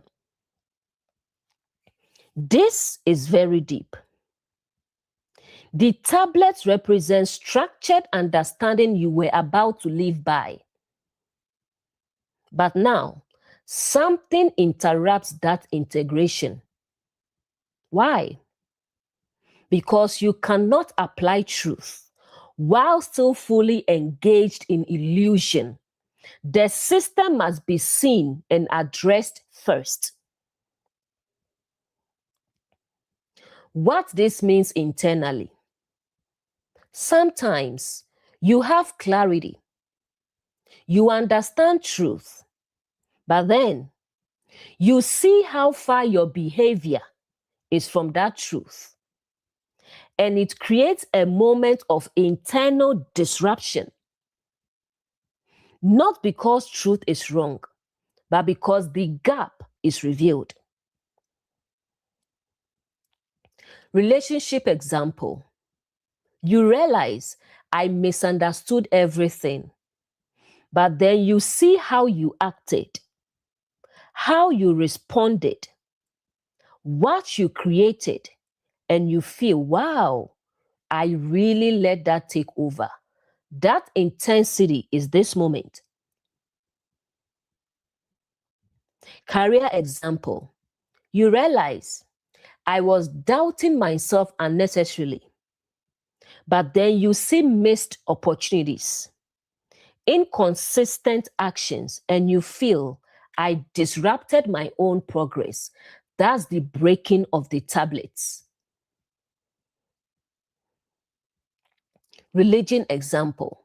You realize truth was always within, but then you see how you depended externally. You see how fear shaped your thinking, and you feel, I moved away from what I knew. That's the moment of confrontation. The deeper revelation. This verse reveals, before truth can be fully lived, illusion must be clearly seen and addressed.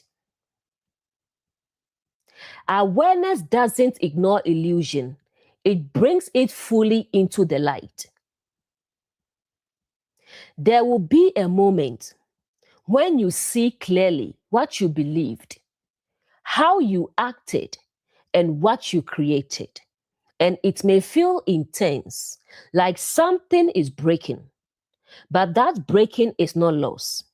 It is the space being cleared for something real to be established.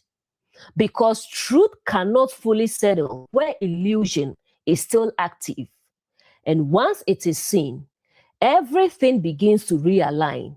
And that is the beginning of deeper transformation. Exodus 32, verse 20.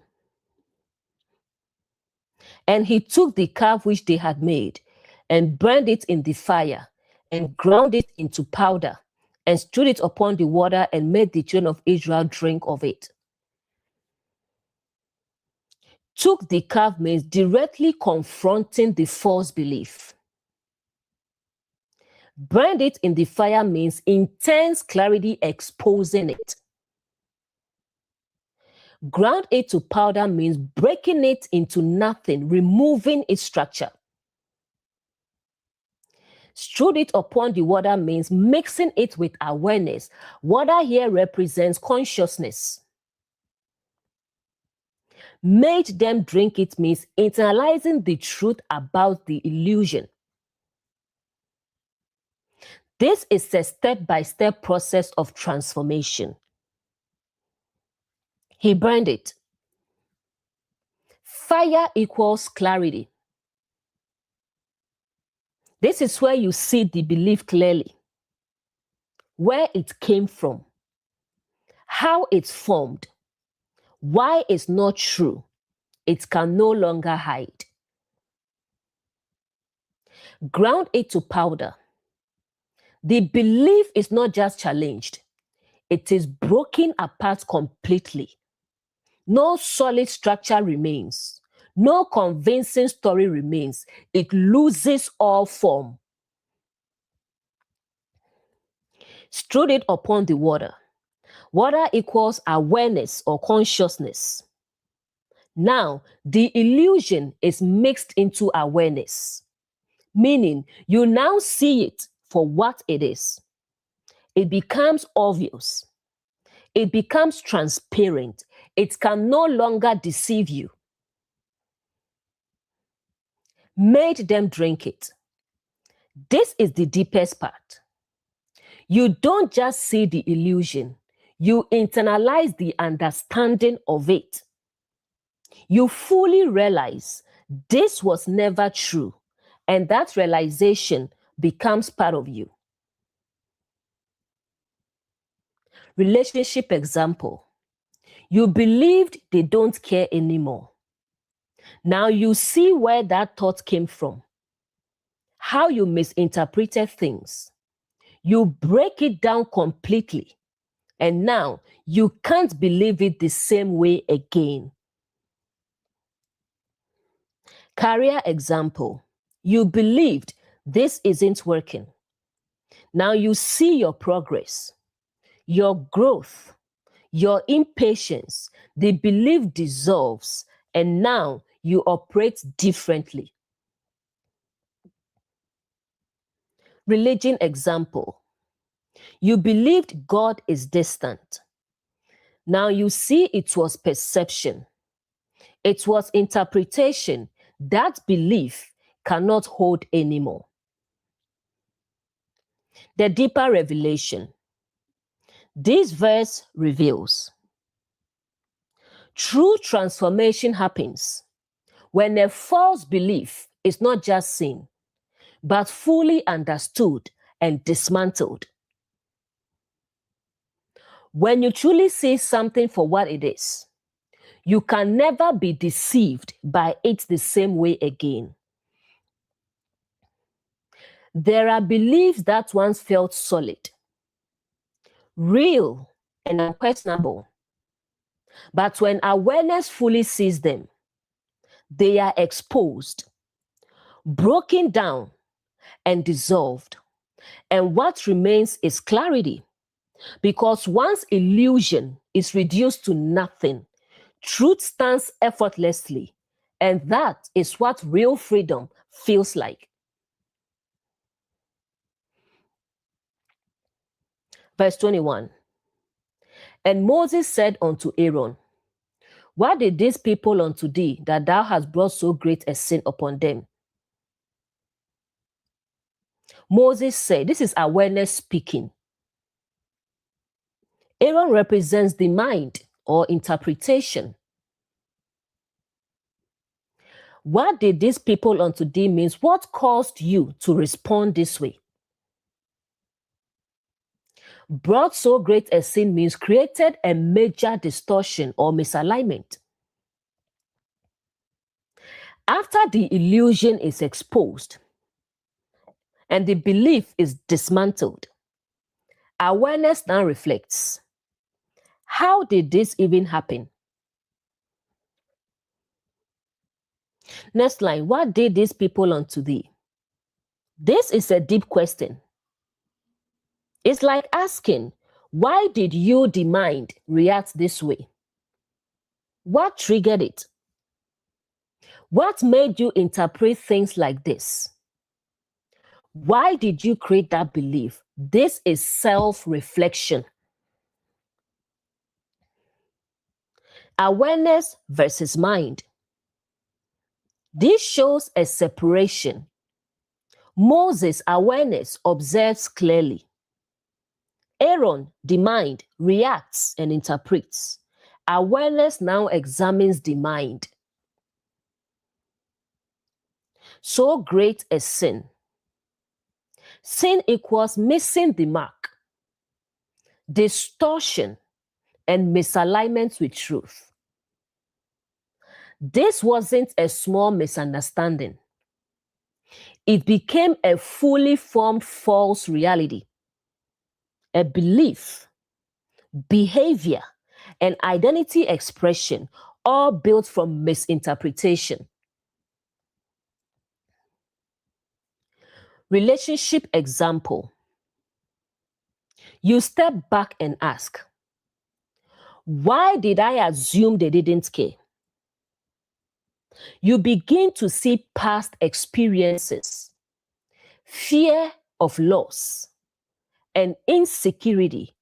And now you understand what triggered the reaction. Career example. You ask, why did I think this wasn't working? You realize impatience, comparison, and fear of failure. You see the root of the thought. Religion example. You ask, why did I feel disconnected? You see reliance on feelings, old conditioning, and fear-based beliefs. The pattern becomes clear. The deeper revelation. This verse reveals awareness doesn't just remove illusion. It seeks to understand how it was created. True awareness doesn't stop at clarity. It also brings understanding. It's not enough to say that wasn't true. There is power in asking, why did I believe it? Because in that question, you uncover your patterns, your triggers, your conditioning. And once you see that clearly, you don't just remove one illusion, you prevent many more. Because now you understand the process. And when you understand the process, you stop repeating it. And that is where transformation becomes wisdom. Verse 22. And Aaron said, let not the anger of my Lord wax hot. Thou knowest the people that they are set on mischief. Aaron said, this is the mind responding. Let not the anger wax hot. Avoid the intensity of being fully seen. Thou knowest the people means pointing to external and internal factors. Set on mischief. This is blaming tendencies, impulses, or circumstances. After awareness, ask, how did this happen? The mind responds, well, it wasn't really me. Let not the anger wax hot. The mind wants to reduce the intensity, wants to avoid full exposure. It says, let's not make this a big deal. It tries to soften the confrontation. Thou knowest the people. Now comes deflection. Instead of saying, I misinterpreted, the mind says, you know how things are. That's just how people behave. It shifts the focus away from itself. They are set on mischief. This is blame. The mind says, it's because of them. It's because of the situation. Instead of taking responsibility, it points outward. Relationship example. Instead of saying, I assumed incorrectly, you say, well, they were acting different. Anyone would think that. You justify the reaction. Career example. Instead of saying, I doubted myself, you say, the market is bad. The situation made it hard. You shift responsibility. Religion example. Instead of saying, I moved into fear, you say, that's how I was taught. That's what I've always heard. You justify the belief. The deeper revelation. This verse reveals the mind protects itself by shifting blame instead of taking responsibility. Growth begins the moment you stop explaining and start seeing clearly. When awareness confronts the mind will try to explain, justify, and deflect. It will say, it wasn't really me. It made sense at the time. Anyone would have done this. But real transformation begins when you pause and say, no, let me see this clearly. Because clarity does not need defense. And the moment you stop defending, you start understanding. And that is where true change begins. Verse 23. For they said unto me, make us gods which shall go before us. For as for this Moses, the man who brought us up out of the land of Egypt, we know not what has become of him. They said unto me, this is externalizing the source. It wasn't me. Make us gods. The demand for certainty, control, and substitutes. We know not what has become of Moses. This is uncertainty, the absence of felt clarity. Moses represents awareness, inner guidance. Egypt represents past identity, old conditioning. The mind is now saying, I had a reason for what I did, and the reason is uncertainty. Next line, we know not what has become of Moses. This is the core trigger. When clarity feels absent, the mind becomes uncomfortable. It does not like waiting, not knowing, or uncertainty, so it reacts. What the mind is saying, I didn't just create this randomly. There was a reason. And the reason is I didn't feel clear anymore. The subtle trap. This is where many people get stuck because the mind's explanation sounds reasonable. Things felt different. I didn't know what was happening. It made sense at the time, and so the behavior feels justified. Relationship example. You say, they were acting differently. I didn't know what was going on.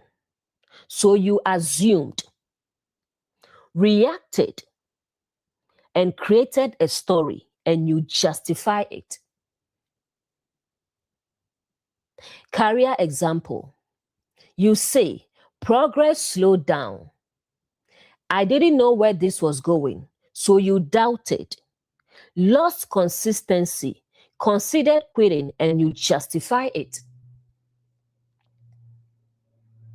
Religion example. You say, I didn't feel connected anymore. I didn't understand what was happening, so you moved into fear. You relied externally. You created rigid beliefs and you justify it. The deeper revelation. This verse reveals the mind will always find a reason to justify a false belief, especially when it is reacting to uncertainty. Not every reason is truth. Sometimes it is just the mind trying to feel safe. Uncertainty is uncomfortable. And in that discomfort, the mind will say, do something, create something, make sense of this. And whatever it creates, it will later defend, I had a reason. But awareness sees deeper. The issue was never the situation, it was the discomfort with not knowing. And when you learn to sit in that space, you stop creating false answers. And that is where clarity begins. Verse 24. And I said unto them, whosoever had any gold, let them break it off. So they gave it to me. Then I cast it into the fire, and there came out this calf. I said unto them, the mind initiating the process. Gold represents stored beliefs, past experiences, what was valued. Cast it into the fire means processing through thought, emotion, and intensity. There came out this calf, claiming the belief formed on its own. Now the mind says, I didn't really create this, it just happened. The shift in the story. Earlier it said, they made me do it. There was a reason. Now it says, I just put things together and this came out. It removes intentional responsibility. I cast it into the fire. Fire equals processing. The mind is saying, I just thought about it. I just reacted as if that process was neutral. But in reality, it was active interpretation. There came out this calf. The mind presents the belief as unavoidable, automatic, and natural. Like saying, of course, this is the conclusion. But awareness knows it was constructed step by step. Relationship example. You say, I just started feeling like something was wrong, as if it happened on its own. But in reality, you noticed something, you interpreted it, and you built a story. The calf didn't just appear. Career example.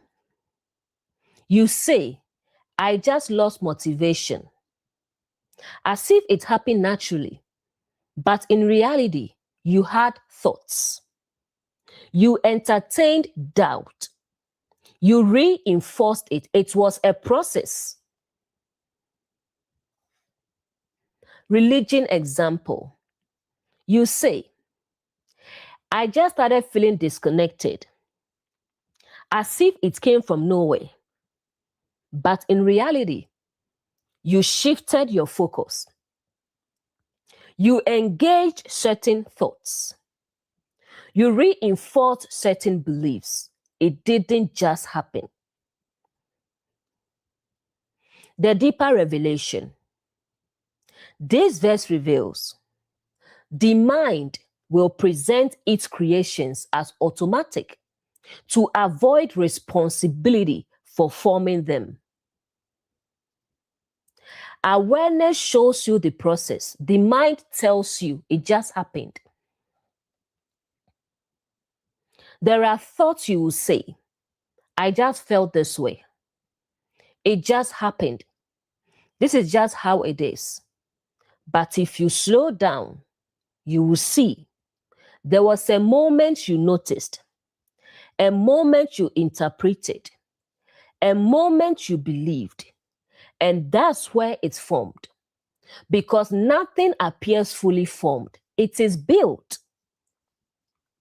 And once you see that, you take your power back, because what was built can be rebuilt. And that is where true awareness begins. Verse 25.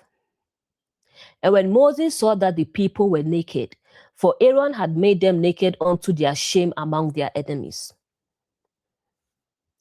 Moses saw means full awareness, nothing hidden anymore. Naked means exposed, uncovered, vulnerable, without truth covering.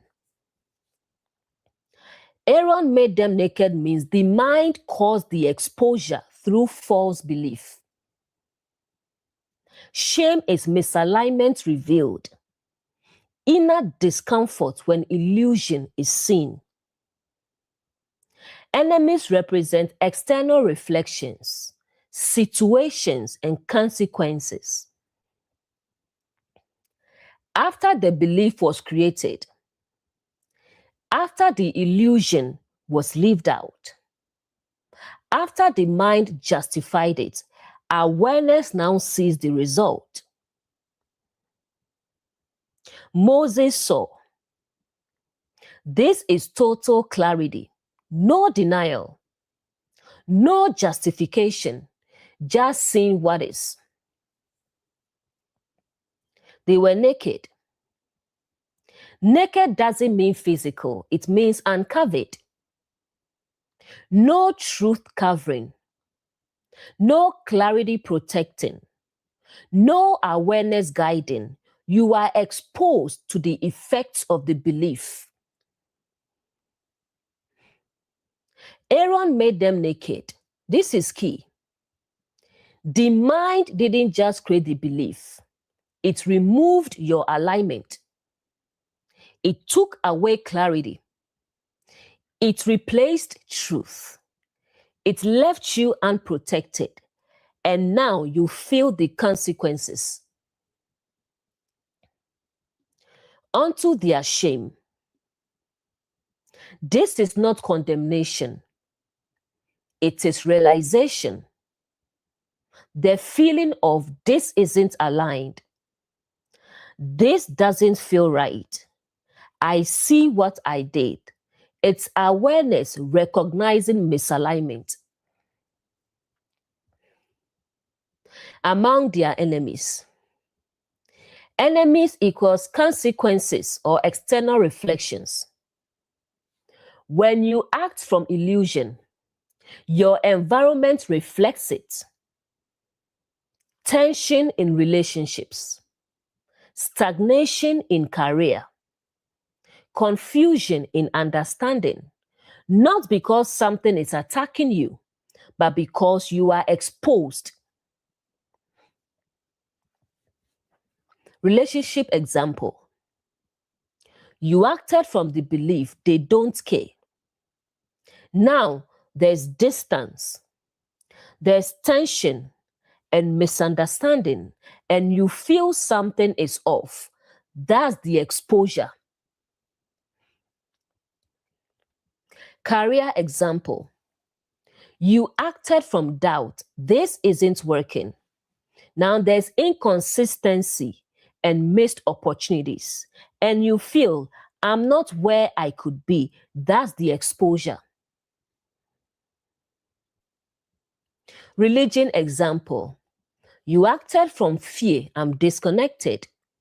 Now there's confusion, dependence, and lack of clarity, and you feel something doesn't feel right. That's the exposure. The deeper revelation. This verse reveals illusion doesn't just mislead you, it leaves you exposed to its consequences. What you believe shapes how you stand, and false beliefs leave you uncovered. There are moments when you feel exposed, uncomfortable, and misaligned. And instead of asking, why is this happening to me? Ask, what belief am I standing in right now?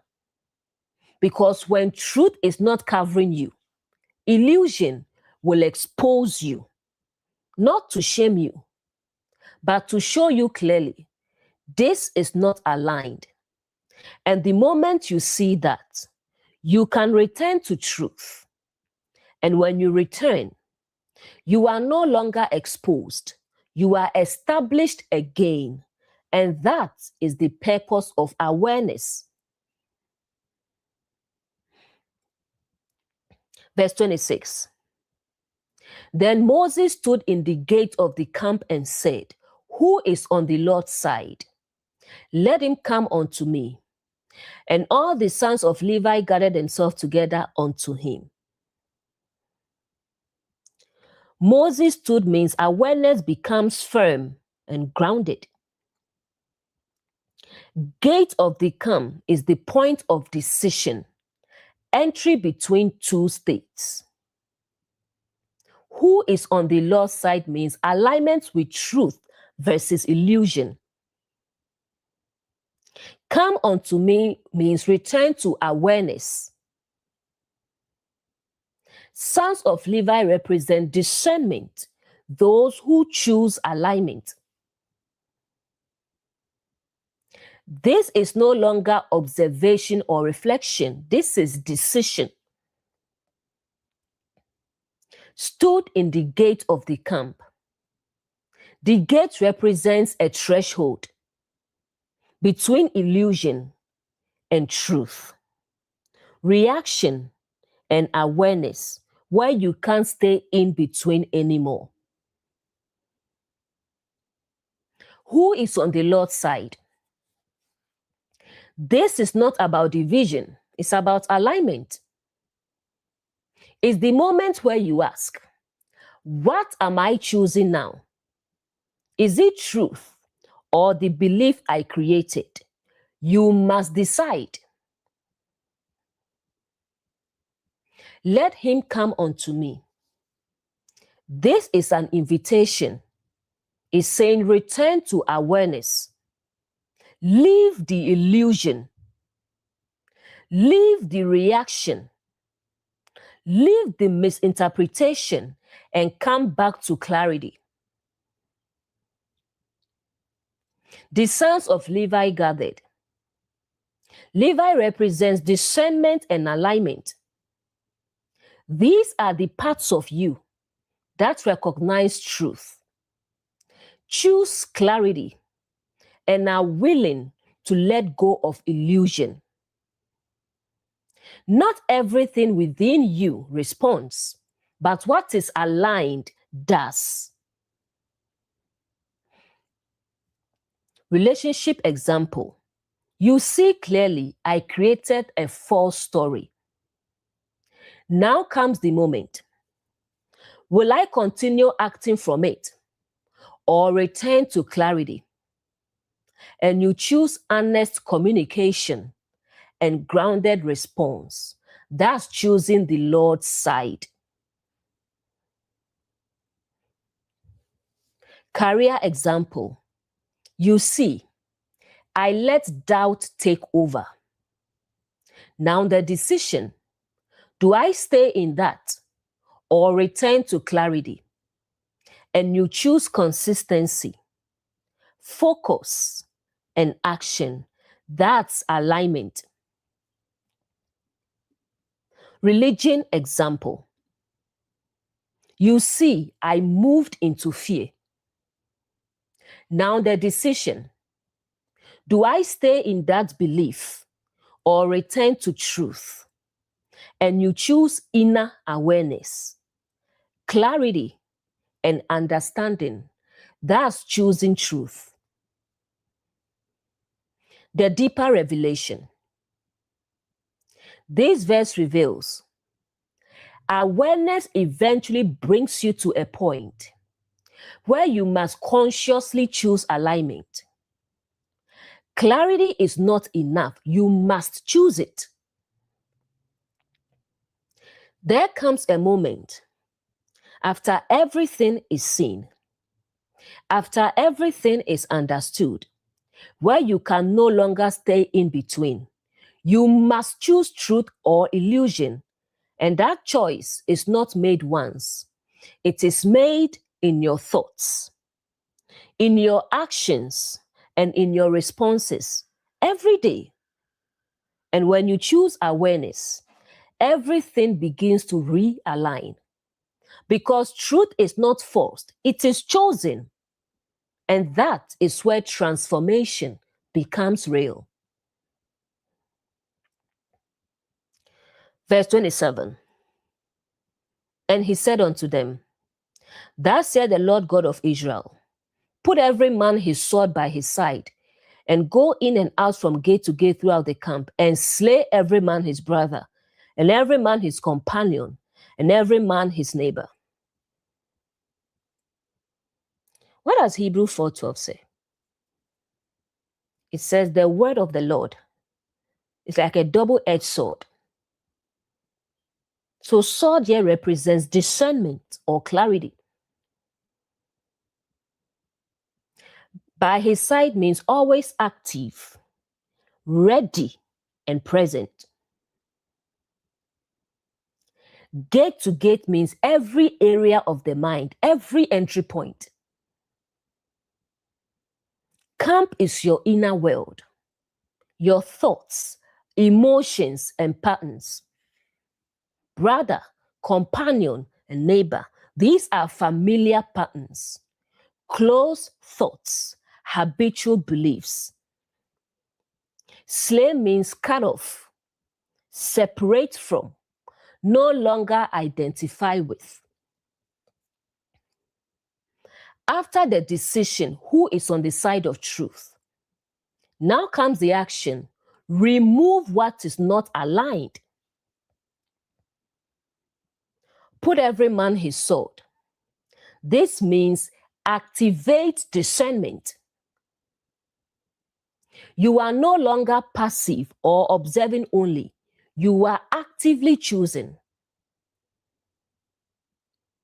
Go from gate to gate. This is thorough. You examine every thought, every belief, and every reaction. Nothing is ignored.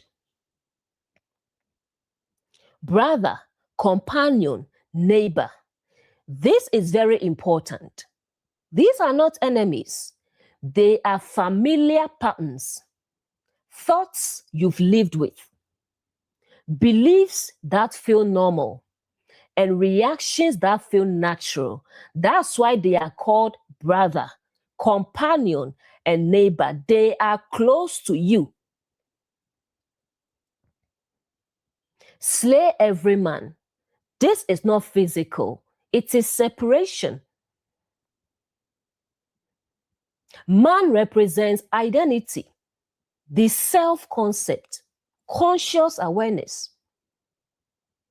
You stop identifying with the thought. You stop believing the pattern. You stop acting from it. You cut it off, even if it feels familiar, comfortable, and justified, because it is not aligned with truth.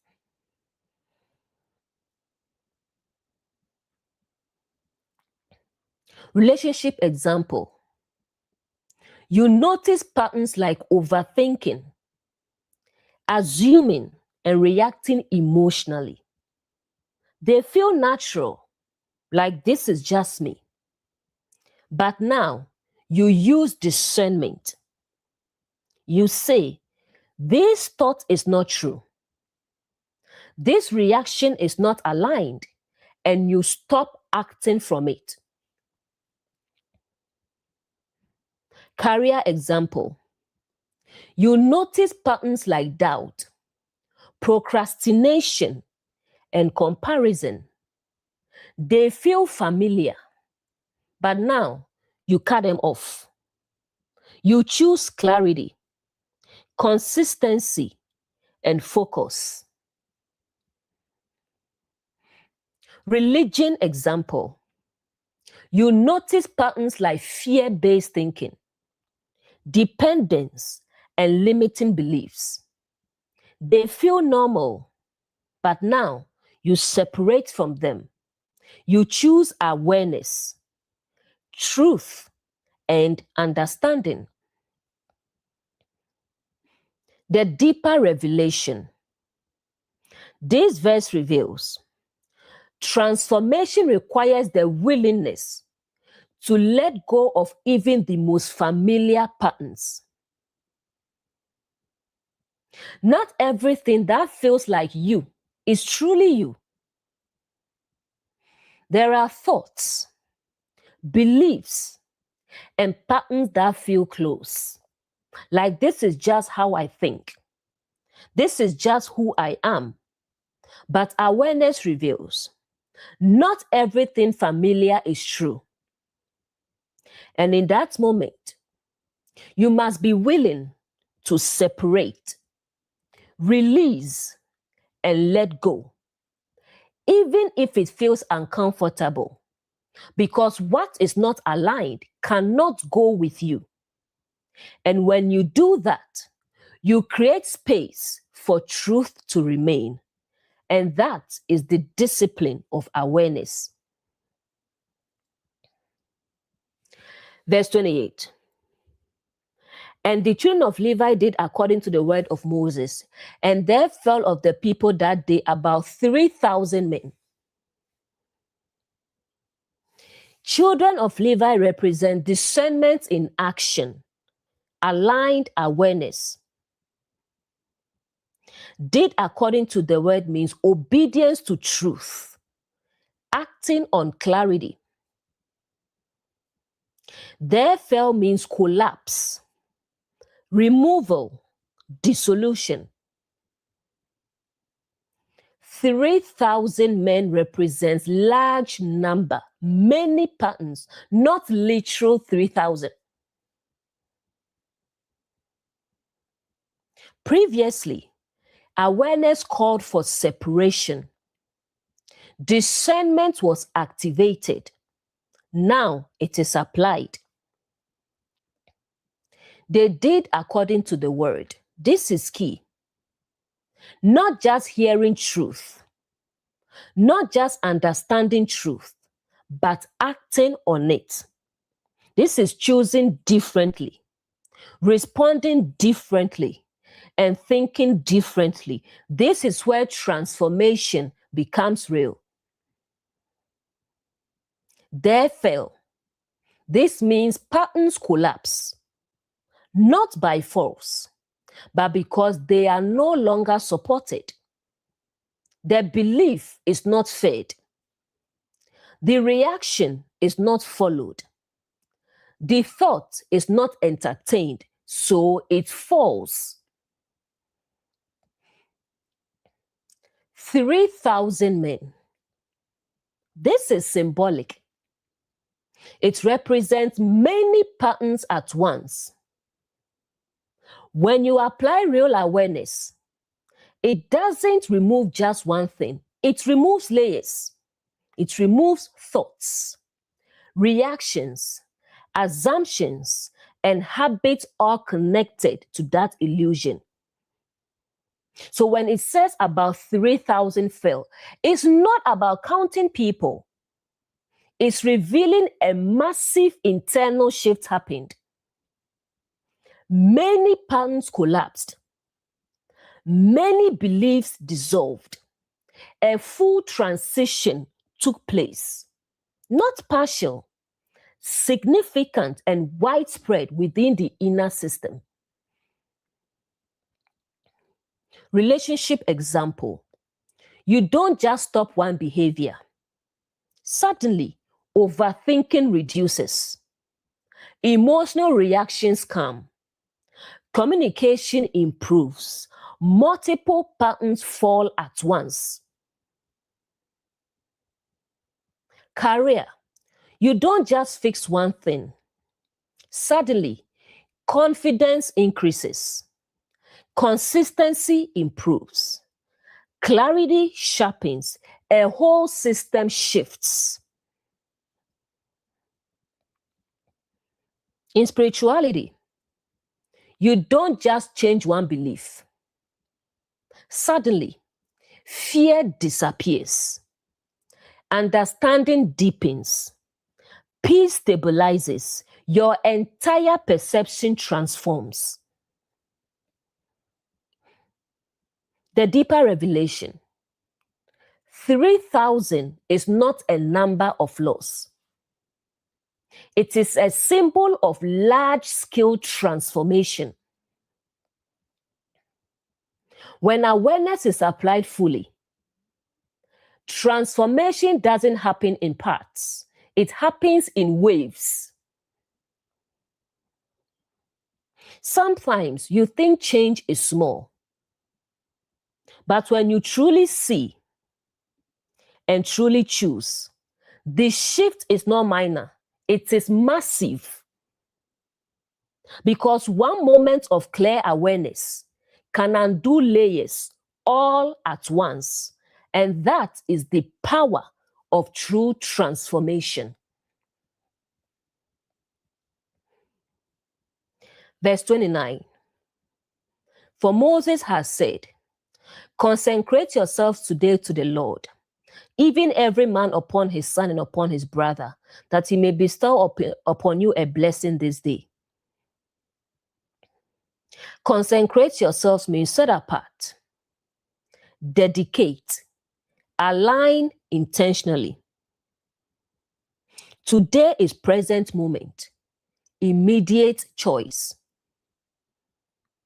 To the Lord means to truth, to awareness, to higher alignment. Upon his son and his brother means every part of you, your actions, patterns, and familiar tendencies.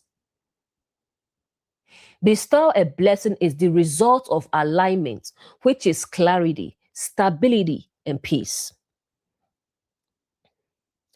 After discernment was applied, after patterns fell and illusion was removed, something must now replace it.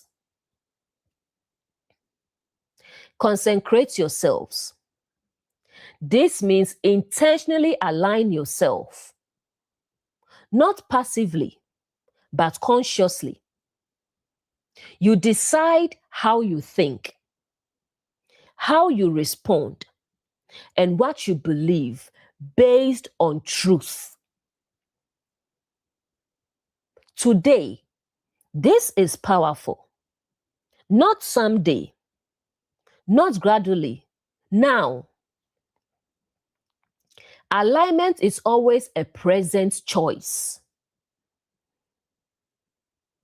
upon his son and his brother. This connects to the previous verse where you separated from patterns. Now you establish alignment in your actions, which are sons, and your familiar patterns, brothers, every level of your being, that it may bestow a blessing. This is not reward in a religious sense. It is the natural result of alignment. When you align with truth, you experience clarity, peace, stability, and confidence. That is the blessing. Relationship example. You've removed assumptions and emotional reactions. Now, you consecrate yourself to honest communication, grounded responses, and clarity. The result: peace, stability, and deeper connection. Career example. You've removed doubt and inconsistency. Now, you consecrate yourself to focus, discipline, and clarity. The result: progress, confidence, and growth. Religion example. You've removed fear and dependence. Now you consecrate yourself to awareness, truth, and understanding. The result: peace, clarity, and inner stability. The deeper revelation. This verse reveals transformation is not complete until you establish yourself in truth. It is not enough to remove what is false. You must establish what is true. There is a moment where, after everything is cleared, where space is created. And in that space, you must choose what will now guide you. Because if you don't, the old patterns will return. But if you consciously align, truth becomes your foundation. And what you once struggled with no longer has a place, because you have chosen something higher. And that is what it means to be consecrated. Verse 30. And it came to pass on the morrow that Moses said unto the people, Ye have seen a great sin, and now I will go up unto the Lord. Perhaps I shall make an atonement for your sin. On the morrow means a new phase, next level of awareness. Moses said means awareness speaking again. Saying a great sin is deep misalignment, not condemnation, but clarity. Go up unto the Lord means return to higher awareness. Atonement is reconciliation, bringing things back into alignment. Even after the shift, awareness doesn't ignore what happened. On the morrow, this means after the immediate correction comes deeper reflection. Transformation happens in layers. Ye have seen a great sin. Again, sin equals missing the mark or misalignment. And this was not small. It affected thoughts, behavior, and identity. It was a full system distortion. I will go up unto the Lord. Awareness says, let me go deeper, not to condemn, not to punish, but to fully understand and restore alignment. Make an atonement. Atonement equals bringing everything back into harmony. This is healing the gap, restoring clarity, and realigning completely. Not just removing illusion, but fully integrating truth. Relationship example. You realize I misinterpreted and reacted wrongly. You don't just stop. You reflect deeper. Why did this happen? What needs to be strengthened? You restore the connection. Career example. You realize I let doubt affect my actions. You don't just correct behavior, you go deeper. You strengthen discipline. You reinforce clarity. You realign fully. Religion example. You realize I moved into fear. You don't just reject the fear. You deepen your understanding. You anchor truth. You stabilize awareness. You restore alignment. The deeper revelation. This verse reveals transformation is not just correction. It is full reconciliation and integration. Awareness doesn't stop at seeing. It continues until alignment is complete. There are moments when you see clearly, I was misaligned. And that's powerful. But awareness doesn't stop there. It says, let me go deeper. Let me restore fully. Because true transformation is not just about stopping something. It is about becoming aligned completely. And when that happens, there is no trace of confusion left. Only clarity, only understanding, only truth. And that is the completion of the process.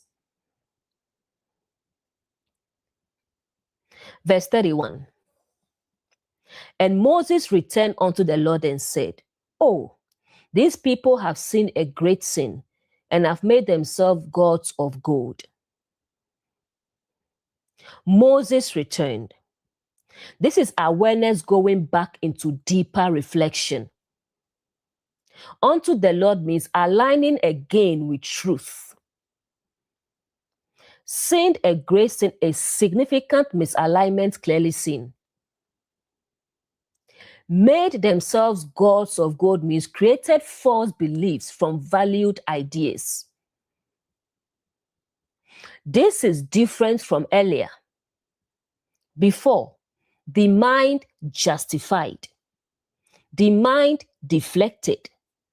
Now, awareness speaks plainly. Moses returned unto the Lord.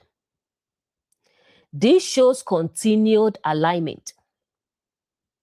Awareness doesn't drift again or get distracted. It stays connected to truth. These people have sinned a great sin. No softening, no excuses, just accurate recognition. Not maybe, not kind of, but this is what happened. Made themselves gods of gold. This brings clarity to the root. The issue wasn't just behavior. It was what they created internally. Beliefs, assumptions, and interpretations built from what they valued, which is gold. Relationship example. You now say, I created a false story in my mind. Not they made me fail. Not it just happened. You take full clarity. Career example. You now say, I let doubt shape my actions. Not the situation caused it. You see it clearly. Religion example. You now say, I replace truth with fear-based beliefs. Not that's just how it is. You recognize the pattern. The deeper revelation. This verse reveals true awareness is honest, without blame, without defense, without distortion. Clarity begins when you can see without explaining. There is power in simply saying, this is what happened. No excuses, no justifications, no blame, just truth. Because in that moment, you are no longer controlled by it.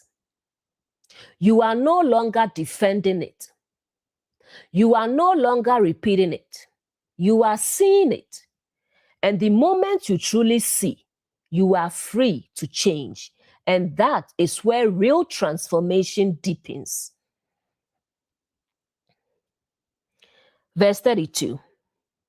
Yet now, if thou wilt forgive their sin, and if not, blot me, I pray thee, out of thy book, which thou hast written.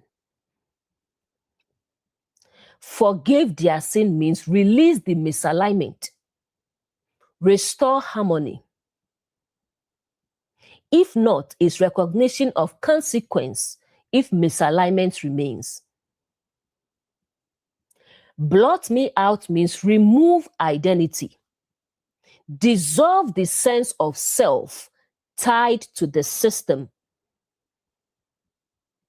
Book represents record of identity, consciousness, self-definition. Which thou hast written means true identity established by awareness. If thou wilt forgive their sin, this is not begging. It is seeking full restoration. Awareness desires complete alignment. No distortion, no fragmentation, no remaining illusion. If not, this shows seriousness. Awareness recognizes misalignment cannot remain. There must be either restoration or complete separation.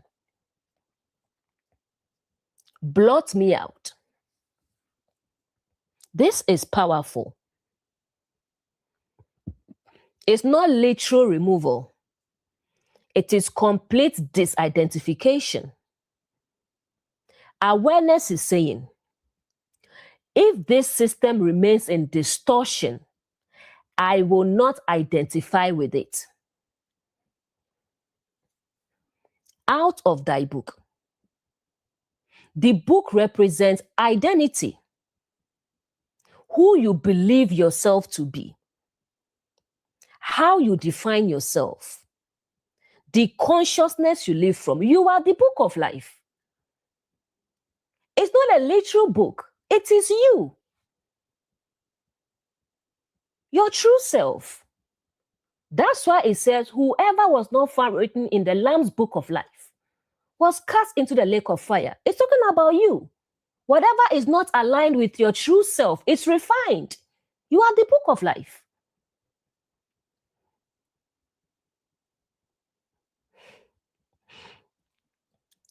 What this means internally.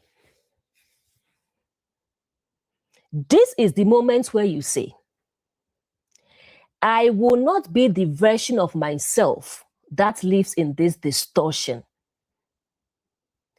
I won't identify with the fear. I won't identify with the doubt. I won't identify with the illusion, even if it feels familiar. Relationship example. You say, I will not be the version of me that overthinks and assumes. Even if it feels natural, even if it feels familiar, you release that identity. Career example, you say, I will not be the version of me that doubts and holds back. Even if it feels safe, even if it feels normal, you let it go. Religion example, you say, I will not be the version of me that lives in fear. Even if that's what you were taught, even if that's what you've known, you release it. The deeper revelation. This verse reveals true transformation requires letting go of the identity that was built around the illusion. You are not just changing what you think. You are changing who you identify as. There is a moment when you see clearly this version of me is not aligned. And in that moment, you don't just change behavior. You release the identity. You say, this is not who I am. And that decision creates space for something true to emerge. Because what you no longer identify with no longer defines you. And what you choose instead becomes your new foundation. And that is the deepest level of transformation. Verse 33. And the Lord said unto Moses, whosoever had sinned against me, him will I blot out of my book. The Lord said, this is truth or higher awareness responding. Whosoever, individual aspect, not the whole system. Sinned against me is misalignment with truth. Blot out of my book is removal from identity, no longer sustained. This corrects something important. Moses said, blot me out, as if everything is one. But truth says, no, it is specific. Whosoever, this is precise. Not everything is removed, only what is misaligned. Not your entire identity, not your whole system, just the parts that are not true. Had sinned against me. Again, sin equals misalignment or distortion. This means whatever is not aligned with truth cannot remain. Him will I blot out. This is removal, not punishment, but dissolution. The belief fades. The pattern disappears. The false identity dissolves because it has no foundation in truth. Out of my book. What does Jesus say? The kingdom of heaven is within you, or the kingdom of God is within you. What did Paul say? You are the temple of God, and the Spirit of God dwells in you. He also said, Christ in you, the hope of glory. Christ is the divine principle in you. It's not saying Jesus in you. That's why Paul didn't say Jesus in you. He said Christ in you.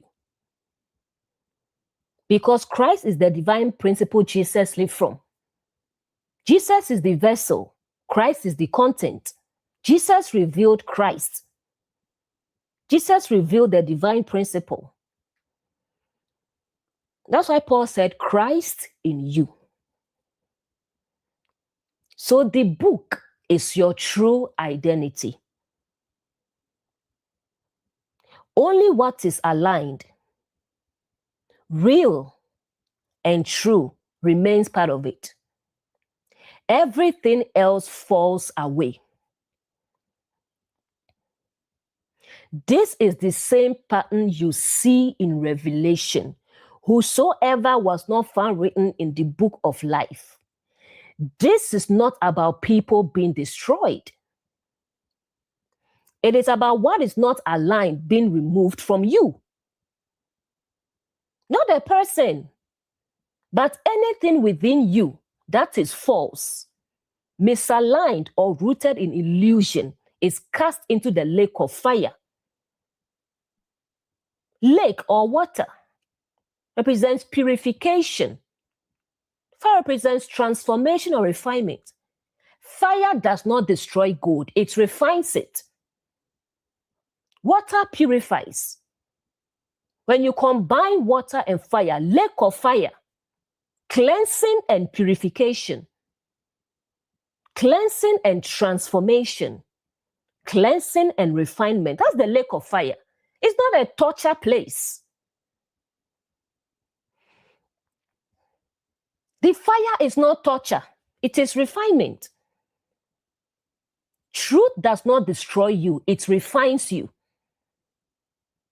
It burns away illusion, distortion, and false identity until only what is real, what is aligned, and what is true remains. The source of life is not a torturer. God is not a torturer. As 1 John says, God is light, and in him is no darkness at all. If the source is light, then everything it does reveals, not destroys. We come from that source. We are expressions of it. That's why we are called gods. The source is God, capital G, uppercase G. We come from the source, so we are called gods, lowercase g. So the idea that the source would eternally torture its own expression does not align with its nature. The fire does not quench because truth continues to refine. Not endlessly punish, but continuously reveal until there is nothing left to remove, until only your true self remains. As Matthew records, if you know how to give good gifts, how much more will your Father? And James says, every good and perfect gift is from above, from the Father of lights. No shadow, no variation, only consistency of truth. The fire is not against you, it is for you. Nothing true is ever removed. Only what is false fades. Only what is misaligned dissolves, and what remains was always you. Jesus was misunderstood about the parable of Lazarus and the rich man. I have a teaching on that on my channel. Jesus didn't say there's a literal place people. He didn't say that. That's why it's a parable. Paul never said there's a place you go to after that. He never said. What did he say? To be absent from the body is to be present with the Lord. Immediately, you go back to the source because you came from the source. No one goes to hell. Hell is not a place you go to. It is a state of awareness. Jesus said what? The kingdom of heaven is within you. So hell is also within you. It is the consequence of misalignment. It's not a place you go to. No one goes to hell. Everyone goes back to the source.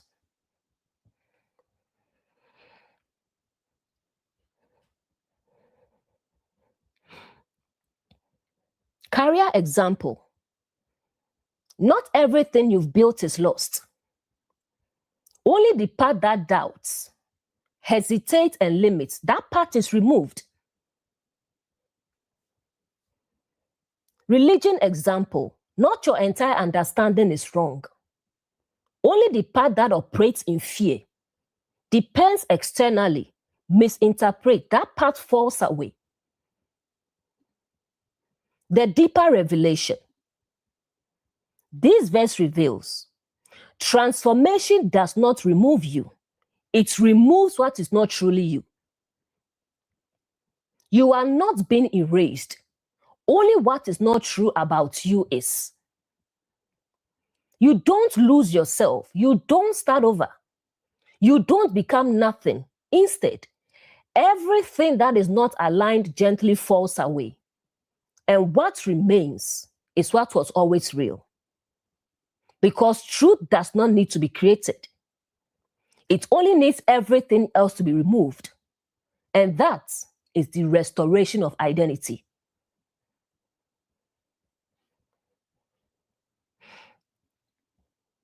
Verse 34. Therefore now go, lead the people unto the place of which I have spoken unto thee. Behold, mine angel shall go before thee. Nevertheless, in the day when I visit, I will visit their sin upon them. Go lead the people means continue the journey. Move forward consciously.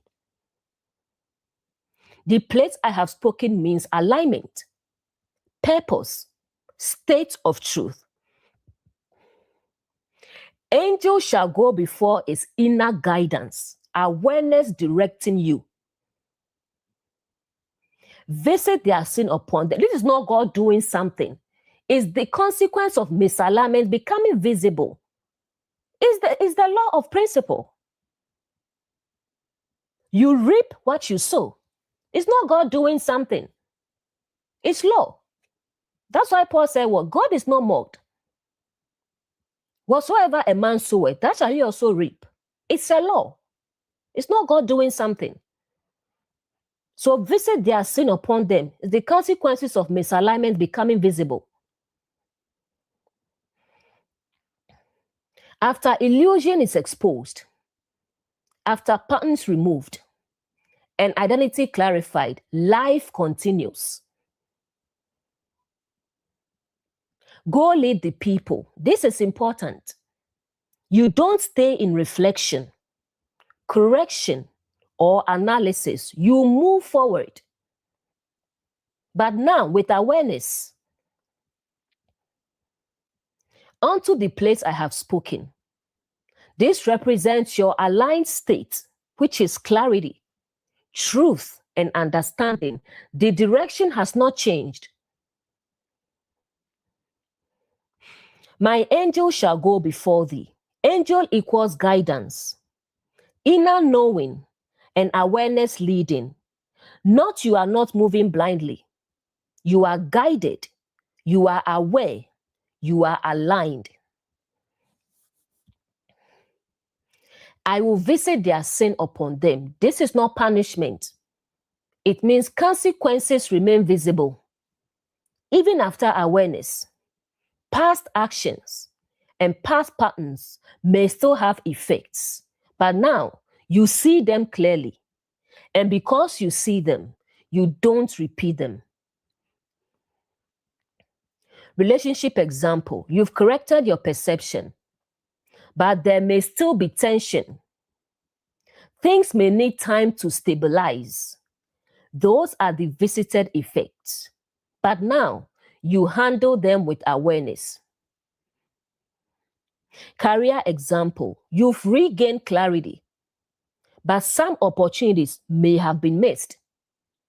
Progress may take time to rebuild. Those are the effects. But now you move forward correctly. Religion example, you've shifted into truth, but old beliefs may still surface. Old patterns may still appear. Those are residual effects, but now you recognize them immediately. The deeper revelation. This verse reveals awareness doesn't erase consequences, but it changes how you move forward. Growth is not about going back. It is about moving forward differently. You don't stay in the past. You don't stay in the mistake. You don't stay in the correction. You move forward. And now, you are not the same person who created the illusion. You are aware. You are guided. You are aligned. And even if the effects of the past appear, they no longer define you, because now you see clearly. And when you see clearly, you move differently. And that is what transforms the journey. Verse 35, and the Lord plagued the people because they made the calf which Aaron made. The Lord God. This is truth, or higher awareness, or ultimate reality. Plague is disturbance, disruption, internal conflict. The people represent your inner system, your thoughts, emotions, and patterns. Because they made the calf, the result of the false belief they created. Aaron made, the mind formed and shaped it. This is not about truth attacking you. It is about misalignment producing its own effects. The Lord plagued the people. In symbolic reading, this means when you move out of alignment with truth, your experience becomes disturbed. It's not saying God did something to them, no. Not because something is punishing you, but because you are operating from distortion. Because they made the calf, this is the cause. Not something external, but what was created internally. The belief, the interpretation, and the assumption that became your reality. Relationship example. You created the belief they don't care. Now there is tension, distance, and confusion.